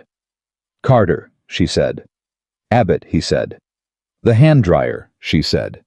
"Is it actually still broken?" "As of last Thursday," he said. "Yes." She took out her phone and typed something. "I'll have facilities do a proper remount this week," she said. "I appreciate that," he said. She left. Victoria waited until the room was empty. Then she said, "How do you feel?" He considered the question. "Like I just did something I can't undo," he said. "Is that bad?" "No," he said. "It's just real." "Get used to real," she said. "You're good at it." He spent the rest of that first morning in his office, building the basic architecture of the reporting system with the HR team. David Park was competent and cooperative, and had apparently somewhere between the initial meeting and now made a decision about Daniel that had resolved in Daniel's favor. He was efficient, direct, and twice deferred to Daniel's instincts on questions about how employees would actually experience the reporting process. Not the process as designed, but the process as lived. The gap between those two things Daniel was discovering was his primary area of expertise. By noon he had a working draft of the anonymous reporting protocol. By 1:30 he had eaten a sandwich from the 6th-floor cafeteria. The same cafeteria he had cleaned 5 nights a week for 3 years, whose layout he knew better than the people who worked in it, and had a conversation with a cafeteria worker named Joellen, who had been at Whitmore Technologies for 8 years, and who said when Daniel introduced himself and explained his role, "Well, it's about time somebody looked at how things actually run around here." "What do you mean?" he said, and Joellen told him. She talked for 19 minutes. He listened to all of it. He asked 3 questions. He did not take notes in front of her. He had decided early that visible note-taking changed what people said, but he absorbed every word with the focused attention he had developed over years of silent observation. What Joellen described was not dramatic. It was not a crime or an emergency. It was the slow accumulation of small things, policy shifts that made life harder for hourly workers without anyone asking if they made sense, a scheduling change that had been presented as a benefit and experienced as a burden, a manager on the building services team who communicated exclusively through passive-aggressive emails, and who 3 people had formally complained about with no visible result. Small things, load-bearing things, the kind of things that made people feel unseen for years until they either left or stopped caring, both of which cost the organization more than fixing the things would have. Daniel thanked Joellen. He went back to his office. He wrote down everything she'd told him in the precise, organized shorthand he'd developed for himself over years. Not the vocabulary of corporate documentation, but his own system built from the practice of a man who observed everything and trusted the value of what he saw. He was still writing at 3:15 when his phone buzzed. A text from a number he'd added to his contacts 3 weeks ago and never expected to hear from. It was Emma Whitmore. "Hi. This is Emma. Mom said it was okay to text you. I wanted to say I'm ready. If the offer is still there." He read it twice. Put the pen down. Picked the phone up and typed, "The offer is always there. You send and where." He sent it. 30 seconds later, "Can it be somewhere not the building? I'm not ready for the building yet." "Wherever you want," he typed back. "You pick." A longer pause. 45 seconds, which felt longer than it was. "There's a diner on Pine Street. Mom takes me there sometimes. They have good pie." He smiled. "I know that diner," he typed. "Saturday morning, 8 o'clock. "Okay," she wrote. "Thank you, Mr. Carter." He almost typed back, "Call me Daniel." Then he thought about it and decided to let her use whatever name felt right to her for as long as she needed. He went back to his notes. The week moved quickly, faster than any week of his working life had moved before, which surprised him, because his assumption had been that a desk job would feel slower than the physical rhythm of a night shift. Instead, it felt like every hour contained more than an hour's worth of things. Like the world had sped up to match a pace he hadn't known he was capable of. On Tuesday, he met with the Family Safety Protocol team, 4 people from HR and legal who had been working from a framework Daniel had drafted over his last 2 weeks on the night shift. They worked for 3 hours, and by the end, had something that was real and enforceable, a document with teeth, as he had required. On Wednesday, he started the walkthrough practice, systematic conversations with people across the building, from facilities to finance to the development teams on the upper floors, the same approach he'd used with Joellen, but expanded. He was doing what he had always done: watching, listening, building the picture from the ground up. On Thursday, the thing he hadn't anticipated happened. He was in the 6th floor break room at 2:15 p.m. He had already established the habit of moving through the building's common spaces at irregular intervals, because presence couldn't be scheduled if it was going to be genuine. When a man he recognized from the development team came in, poured coffee, and stood there for a moment, in the particular way of someone who wants to say something and is running the risk calculation. His name was Aaron, mid-30s. Daniel had cleaned his section of the 3rd floor for 3 years, had returned his forgotten headphones to the lost and found, twice had emptied his trash and seen the pattern of his late nights and early returns. "Carter," Aaron said. "Aaron," Daniel said. "The new role," Aaron said. "It's real, not just response management." "It's real," Daniel said. Aaron drank his coffee, looked at the window, looked back. "I have something," he said. "Something I've been sitting on for about 8 months. I didn't say anything because I didn't think anyone would—" He stopped. "It's not about me. It's about someone else on my team.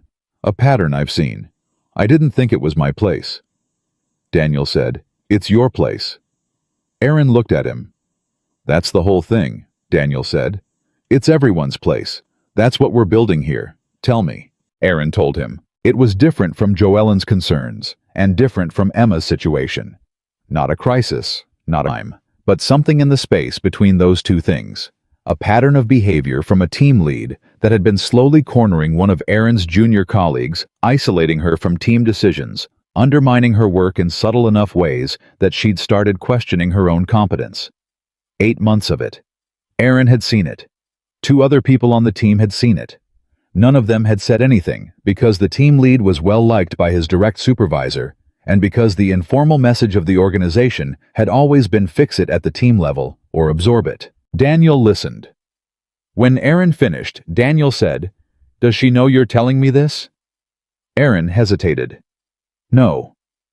"Okay," Daniel said. "Here's what happens next. I'm going to look at the pattern from my end.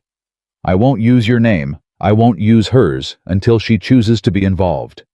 I'm going to see if what you're describing is visible in the structural data we have access to.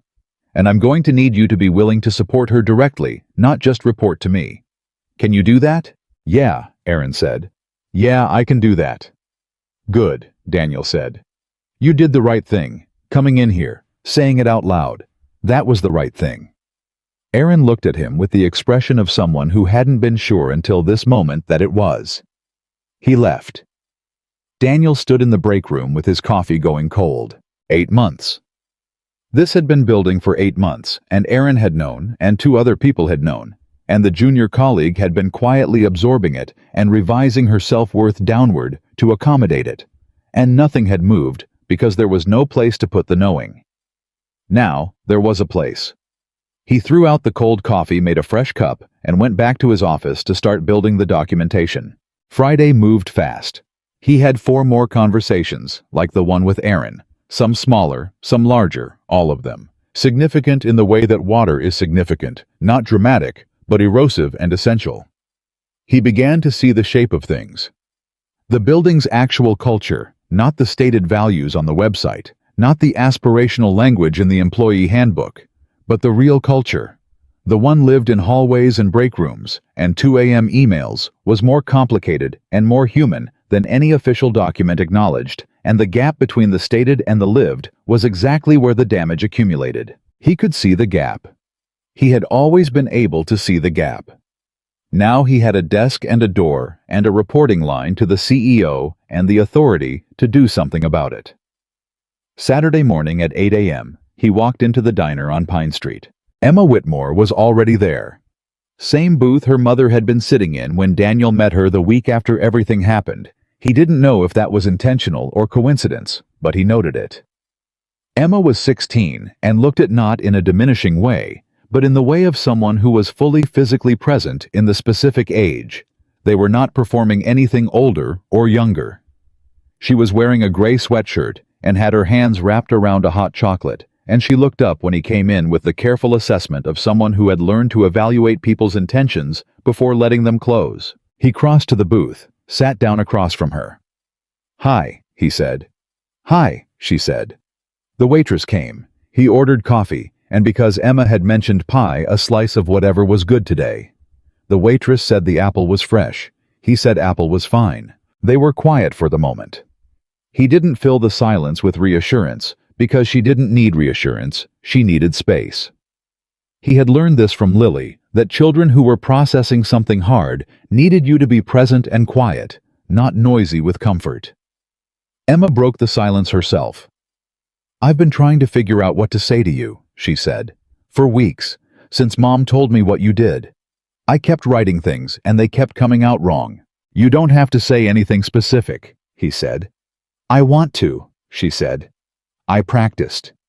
She looked at her hot chocolate. "I want to say thank you, but that doesn't cover it.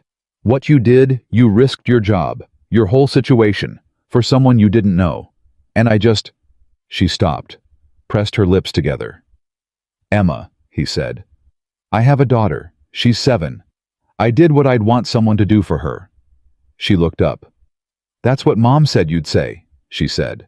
"Your mom is getting good at predicting me," he said. "That's slightly alarming." Emma laughed. It came out surprised the way genuine laughs do, the ones that happen before the person decides whether to let them. It was short, but it was real, and Daniel thought it was the best sound he'd heard all week. She sobered up quickly, but the laugh had changed something in the air between them. Loosened it. "I wrote a statement," she said. "For the court thing. I wrote it myself. Mom wanted to help and I said no." "I heard," he said. "I think that was the right call." "It took me 3 days," she said. "I kept stopping because—" She paused. "Because I kept second-guessing whether what happened was actually what happened. Like maybe I was wrong about it. Maybe it was fine and I just—" She stopped again. Her jaw was tight. "That's not you being wrong," he said quietly. "That's what it does to people. That's what that kind of thing is designed to do, make you uncertain about what you know." She looked at him. "Mom said something like that," she said. "The advocate said something like that. But when you say it, it's different." "Why?" he said. "Because you heard it," she said. "You were there. You know what happened, and you're telling me I'm not wrong." He held her gaze. "You're not wrong," he said. "About any of it." She exhaled. Something in her shoulders dropped, fractionally barely visible, but he saw it. The specific physical release of a person who has been holding a weight they weren't sure they were entitled to put down. The pie came. He ate some. She watched him eat it.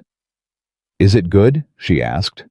"It's excellent," he said. She picked up her fork and took a bite of his pie without asking, which was the most 16-year-old thing she'd done, and which told him more about who she was underneath the last several months than anything else could have. "That is good," she said. They sat there for another 40 minutes. They talked about things that were not the investigation, and not Richard Calloway, and not the formal process moving through the legal system. They talked about school, about what she was reading, about whether she wanted to go to college on the East Coast or stay in the Pacific Northwest. He told her about Lily. She laughed again at the 9:15 p.m. one more chapter story, the same real laugh, less surprised this time. When they stood to leave, she said, "Can I ask you something?" "Sure," he said. "Are you scared?" "Scared in the new job. Walking into rooms where nobody used to look at you." He thought about it honestly. The same honest answer he gave Victoria in the elevator. "Every day," he said. "But you do it anyway," she said. "Every day," he said. She stood there for a moment. "I'm going to do that too," she said, "with the statement, with whatever comes next." She said it not to him exactly, more to herself with him as witness. The way people make promises that need a witness to become real. "I know you are," he said. She nodded once, put on her jacket, stopped. Mr. Carter, she said. The hand dryer on the second floor. Did they ever fix it? He stared at her. How did you know about... He stopped, shook his head slightly. Your mother told you. She told me what you said in the meeting, Emma said. About the real fix versus the screw tightening. She looked at him with her mother's directness and her own particular version of steady. I think that's what you're doing for the whole company. She walked out. He stood there in the diner on Pine Street. I thought about a hand dryer that had been wrong from the start, that had been tightened 4 times instead of fixed, that had required a person who looked closely enough at how it was mounted to see the real problem instead of the symptom. He thought about all the real fixes he hadn't started yet. He left. The diner walked to his truck and drove toward his mother's house, where Lily was waiting with a picture she'd drawn at school that she'd described on the phone as extremely important and requiring immediate viewing. His phone buzzed at a red light. Victoria. How'd it go? He smiled, typed back with his phone resting on the steering wheel. She's going to be okay. Victoria's response came immediately. I know, but how did it go for you? He considered that for a moment. Considered the diner and the pie and the laugh that came out surprised, and the way Emma had said, I'm going to do that too, to herself with him as witness. He typed, I think I'm doing the right thing. The light turned green. He drove toward his daughter carrying it. The trial date was set for the second week of March. Daniel learned this not from Patricia Green, who had become a reliable relay between the legal process and his awareness of it, but from Emma herself, via text at 7:43 on a Tuesday morning while he was standing in the school drop-off line with Lily in the back seat asking him whether dolphins slept. They do, he said, with half their brain at a time. That's unfair, Lily said. I want to sleep with half my brain. His phone buzzed. He glanced at it. Emma's name. March 14th. Mom just told me. I wanted you to know before you heard it somewhere else. He typed back quickly, one-handed. Thank you for telling me. How are you? Her response came before he finished the drop-off loop. Scared. But the other kind of scared. The kind where you do it anyway. He sat with that for a moment. Then he typed, that's the right kind. He drove to work. The building had changed in the 3 months since he'd taken the new role, and the change was the kind that happened underneath the surface before it became visible on top. He could feel it in the conversations people now started with him in break rooms and hallways. Not the conversations of people performing openness for an authority figure, but the conversations of people who had quietly recalibrated their sense of who was listening and had decided to test whether the listening was real. He made it real every time. He followed up. He documented. He brought things upstairs. He sat in meetings with David Park and Christine Abbott, and twice with Victoria directly, and he put the ground-level picture on the table next to the executive picture and asked the room to look at both simultaneously. It was slow. It was not slow enough to be discouraging, but it was slow in the way that real change is always slow, in the way that a hand dryer properly remounted, instead of just retightened, was slow, because the real fix took longer and required a different kind of attention. He was patient. He had been patient his whole life. He was good at it. The junior colleague. Erin had flagged her name was Maya. He knew this now because she had come to him herself 2 weeks after Erin's conversation and had sat across from his desk with her hands folded in her lap and talked for an hour with the careful, controlled delivery of someone who had been rehearsing this conversation for a long time and was finally allowed to have it. Maya was 27 years old, a software developer, and she had spent 8 months convincing herself that the erosion she was experiencing was her fault. 40 minutes into the conversation, she'd said with a kind of exhausted wonder, I thought I was just bad at my job. You're not bad at your job, Daniel said. Your code reviews from before last year don't match the pattern of someone who's bad at their job. She stared at him. You looked at my code reviews. I looked at your trajectory, he said. Before and after. The before looks different from the after. She was quiet for a moment. Nobody's ever looked at my trajectory, she said. They should have, he said. That's on us. That's on the culture we built before we started fixing it. Maya's situation had been formally addressed by mid-February. The team lead had been moved to a different team with documentation, with a clear statement that the behavior was the problem and not the person reporting it. Maya had been assigned to a project that matched her actual skill level, which was considerably higher than her most recent performance record suggested. She'd emailed Daniel 3 words the day the reassignment was confirmed. "Thank you." Really. He'd saved the email. How was building a file, not an official file, not a formal record, just a personal collection of the moments that confirmed the thing he'd told Victoria in the conference room on the first day. That success was not measured in legal compliance or HR metrics, but in the actual human experience of the people who worked here. He needed those moments documented somewhere because the work was hard and the pace was slow, and some days the gap between what the organization was and what he was trying to help it become felt very large, and on those days he needed to read Maya's 3 words, or Joellen's 19-minute conversation, or Aaron's careful decision to walk into a break room and say something instead of staying silent. He needed to remember why the work mattered before the work could make the work matter. March arrived. The city shifted in the particular way. It shifted in early spring, the light changing its angle, the air carrying something it hadn't. It hadn't the week before a quality of possibility that Daniel had always associated with the month his father used to call the comeback month, because it always surprised you even when you knew it was coming. Howe was in his office on March 7th, 1 week before the trial, when his phone rang with a number he didn't recognize. He answered with the slight wariness he'd developed for unknown numbers since the Seattle Times call months ago. "Mr. Carter." A woman's voice. Not Patricia Green.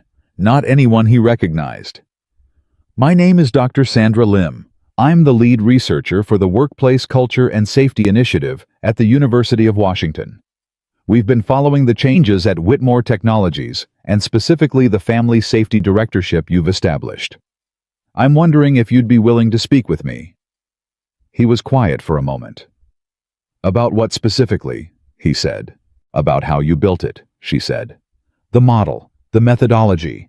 We're working with 3 other organizations in the Pacific Northwest that have had similar culture failures, and what you've developed at Whitmore is the most practical framework we've seen. We'd like to understand it well enough to adapt it elsewhere."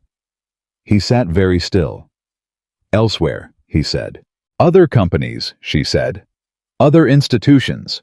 The model of ground-level observation informing executive-level accountability is not new in theory, but you've implemented it in a way that, Mr. Carter, frankly, we haven't seen it work like this in practice. We'd like to understand why." He looked at the wall of his office. At the legal pad still visible on his desk, its pages filled with his shorthand. The precise, organized observations of a man who had spent 3 years invisible and used that invisibility to see everything. He thought about what Emma had said in the diner. "I think that's what you're doing for the whole company." He thought about the real fix versus the screw tightening.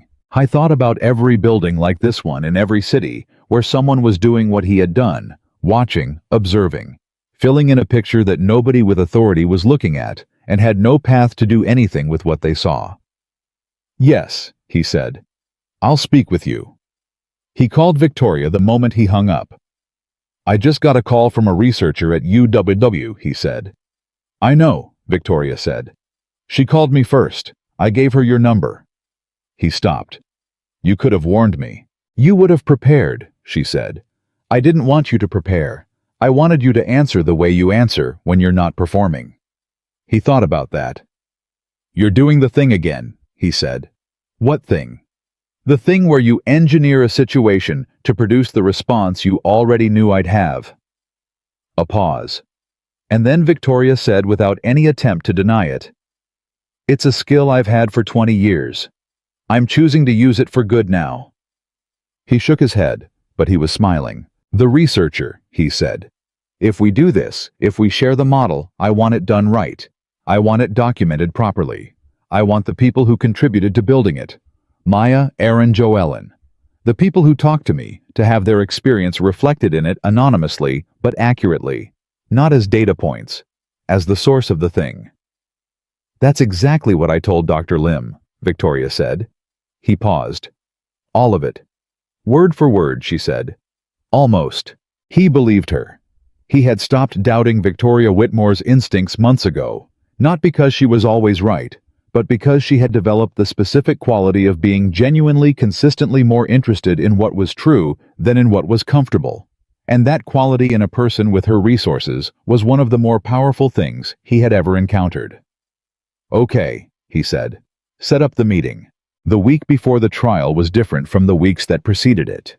The building felt it. He wasn't imagining this, a collective awareness of something significant, moving through the organization's atmosphere, surfacing in the way people talked and the pauses that appeared in conversations, and the particular quality of attention that came with knowing that something that had been private was about to become public. Calloway's name appeared in a legal blog that covered Pacific Northwest corporate litigation.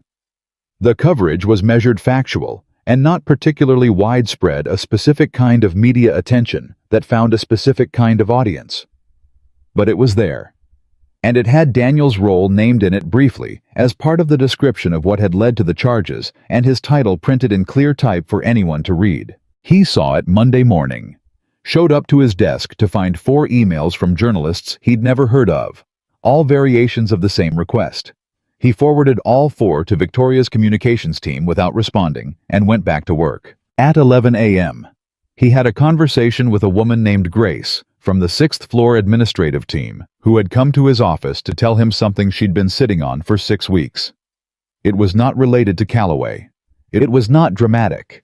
It was about a process on her team that quietly excluded certain employees from advancement opportunities in a way that was technically policy compliant and genuinely unfair, and Grace had seen it and known it and said nothing, because the policy was the policy, and nobody had ever suggested that policies could change. "Policies can change," Daniel said. "I know that now," Grace said. He built the documentation while she sat there, walked her through exactly how the escalation process would work, told her what she could expect, and approximately when, and made sure she left his office, knowing that what she'd said had not disappeared into a system, but had been received by a person. She shook his hand at the door. He closed it behind her and stood there for a moment.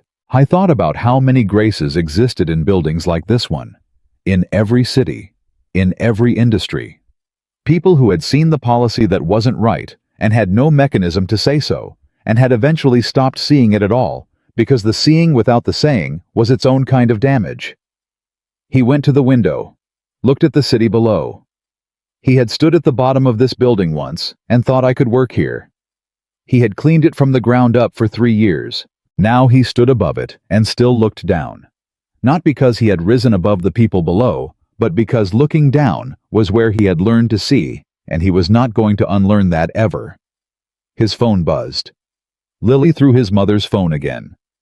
"Grandma says you are a big deal now." "Are you a big deal now, Daddy?" He typed back immediately. "Tell Grandma to stop saying that. Are you doing your homework?" A pause. Then, "Some of it. Finish it, shit. I'll be there by 6. "Okay.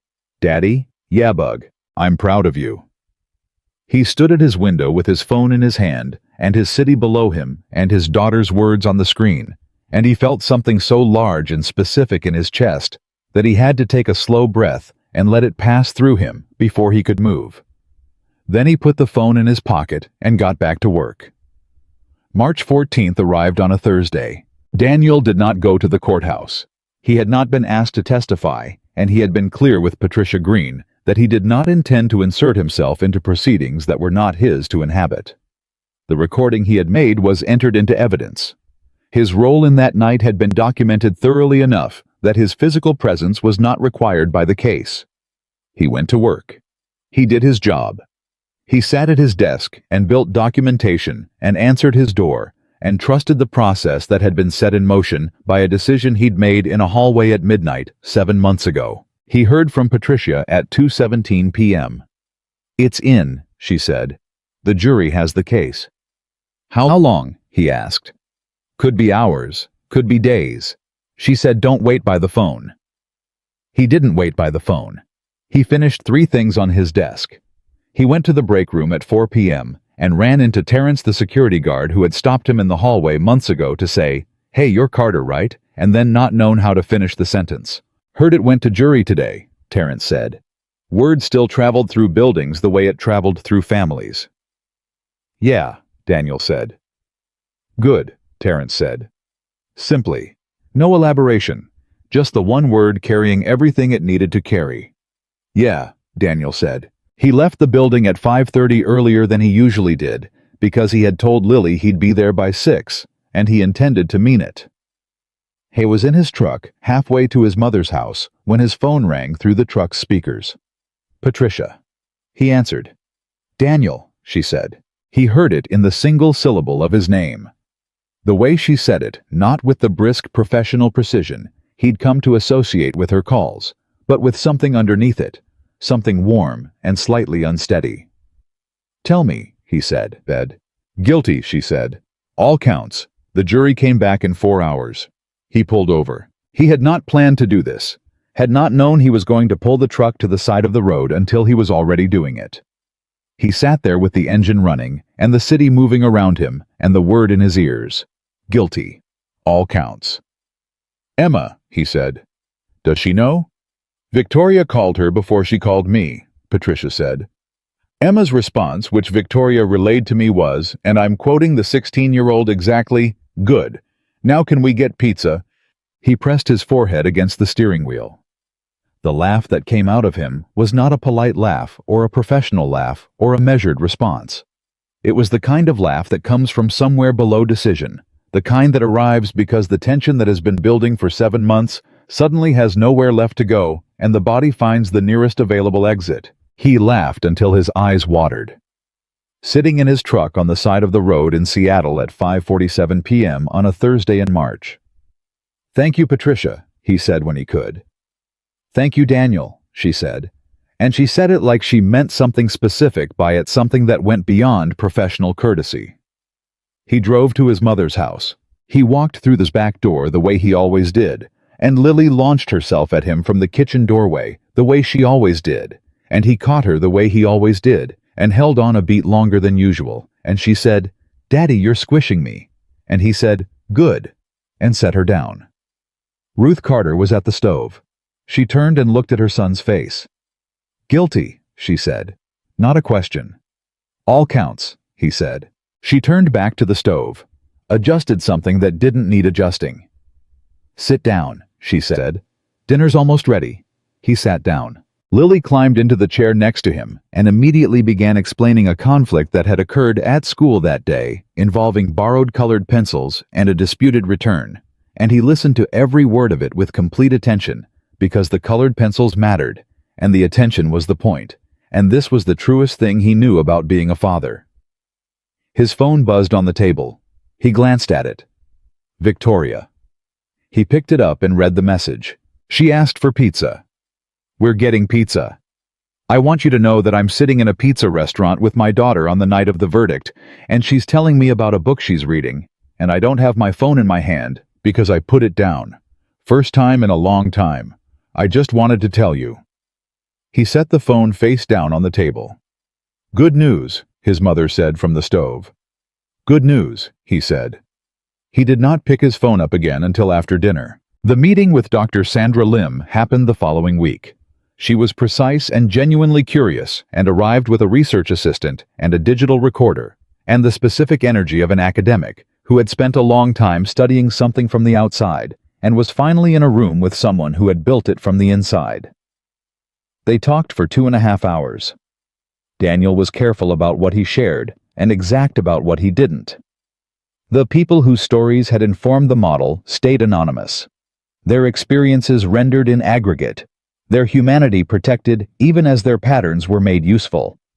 He talked about methodology and instinct, and the irreducible value of proximity, of being close enough to a system to see where it was broken and trusted enough to say so. At the end of the meeting, Dr. Lim looked at her notes and then looked at him. Can I ask you something personal? She said. Sure, he said. You spent 3 years in this building being invisible, she said. And now you're sitting in an 8th-floor office being consulted by researchers and running meetings with senior leadership. Which one feels more like you? He looked at her. I thought about it in the way he had thought about Victoria's question in the elevator. honestly without the impulse to give the answer that sounded right. Both, he said. The difference is that now the things I see can actually go somewhere. She wrote that down. That, she said, is the sentence I'm going to put at the front of the paper. He had one more conversation before the day was out. One he hadn't anticipated from a direction he hadn't been watching. I was getting ready to leave for the day when his door opened and Greg Pullman walked in. Greg Pullman, who had watched clocks for 19 years and communicated profound professional dissatisfaction through sounds that weren't quite words, stood in Daniel's doorway with the expression of a man who had rehearsed something and was executing it under significant internal pressure. He was holding a manila envelope. "Greg," Daniel said. "Carter," Greg said. Then with visible effort, "Daniel." The use of his first name from Greg Pullman was so unexpected that Daniel sat very still waiting. "I wanted to give you something," Greg said. He crossed the room 3 deliberate steps and placed the envelope on the desk. "I've been working in building services for 19 years. I've had a lot of crew come through. Some of them were just doing the job. Some of them were more than that." He stopped, looked at the envelope. "You were more than that. I knew it. I didn't say it. That was on me." Daniel looked at the envelope. "What's in it?" "A letter," Greg said. "A formal one, for your file, saying you were one of the best workers I ever supervised. In case it matters later. In case someone ever needs to know." He straightened up. "For whatever it's worth coming from a shift supervisor." Daniel looked at Greg Pullman, at the rigid clock-watching, professionally dissatisfied man who had shared a building with him for 3 years and communicated through sounds that weren't quite words, and saw someone who had been paying attention the whole time and had simply not known what to do with it. "It's worth a lot," Daniel said. "Thank you, Greg." Greg nodded once, turned, walked to the door, stopped with his hand on the frame. "Your last 2 weeks," Greg said without turning around. "When you were transitioning, you left every supply room cleaner than you found it. You didn't have to do that." "Yes, I did," Daniel said. Greg nodded again. Left. Daniel sat with the envelope on his desk for a long moment. Then he opened it. Read the letter. It was formal and somewhat stiffly written, with the careful language of a man who communicated best in workplace policy, and had stretched himself significantly beyond that to say what he'd said in the doorway. But it was genuine. Every word of it was genuine. He put it in the folder. He'd been quietly building the folder with Maya's 3-word email and the conversation with Joellen and Aaron's decision to walk into a break room and say something. The folder that was not an official record, but a personal one. The evidence accumulating that the thing he was doing was real.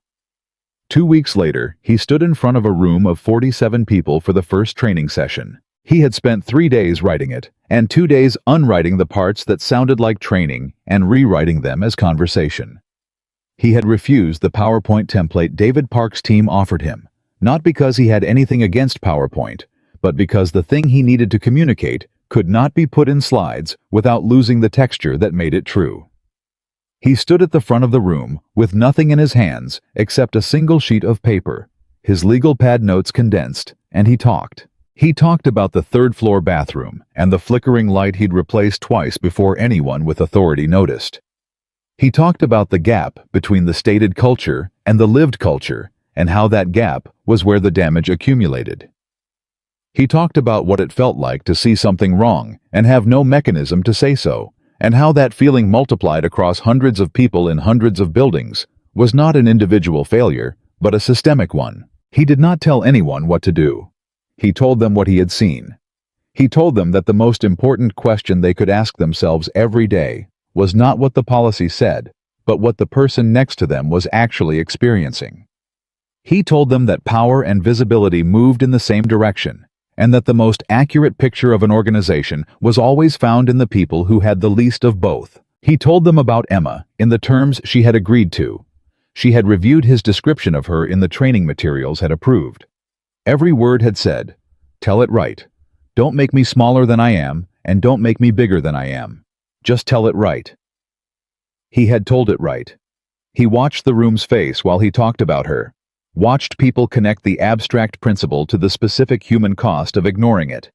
watched something shift in the room, the way something had shifted in Victoria's face the night she listened to the recording. He talked for 90 minutes. When he finished, the room was quiet. Then Christine Abbott, who was sitting in the third row with her arms crossed and her expression in the careful neutral she used as a professional default, uncrossed her arms and said, "I've been to a lot of trainings in 22 years. This is the first one I'm going to remember." The room exhaled. Questions came for 40 minutes after that. Real questions, not the performative engagement of people going through a compliance exercise, but the specific, sometimes uncomfortable questions of people who were genuinely reckoning with something. He answered them plainly. When he didn't know the answer, he said so. When an answer required someone in the room to sit with discomfort, he didn't rescue them from the discomfort. Victoria had attended. She sat in the back row and said nothing, which was the most disciplined thing he'd watched her do. Afterward, she stayed while others filed out, and when the room was empty, she came to the front and stood there. "How do you feel?" she said. It was the same question she'd asked after the leadership meeting on his first day. "Like I just did something I can't undo," he said. The same answer, but different this time. Not the weight of a door closing, the weight of one opening. "Good," she said. Then, "Emma wants to come back to the building." He looked at her. "She's ready," he said. "She says she wants to see it the way it is now, not the way it was." Victoria's voice was steady in the way. It was steady when something was not quite easy, but she had decided to say it directly.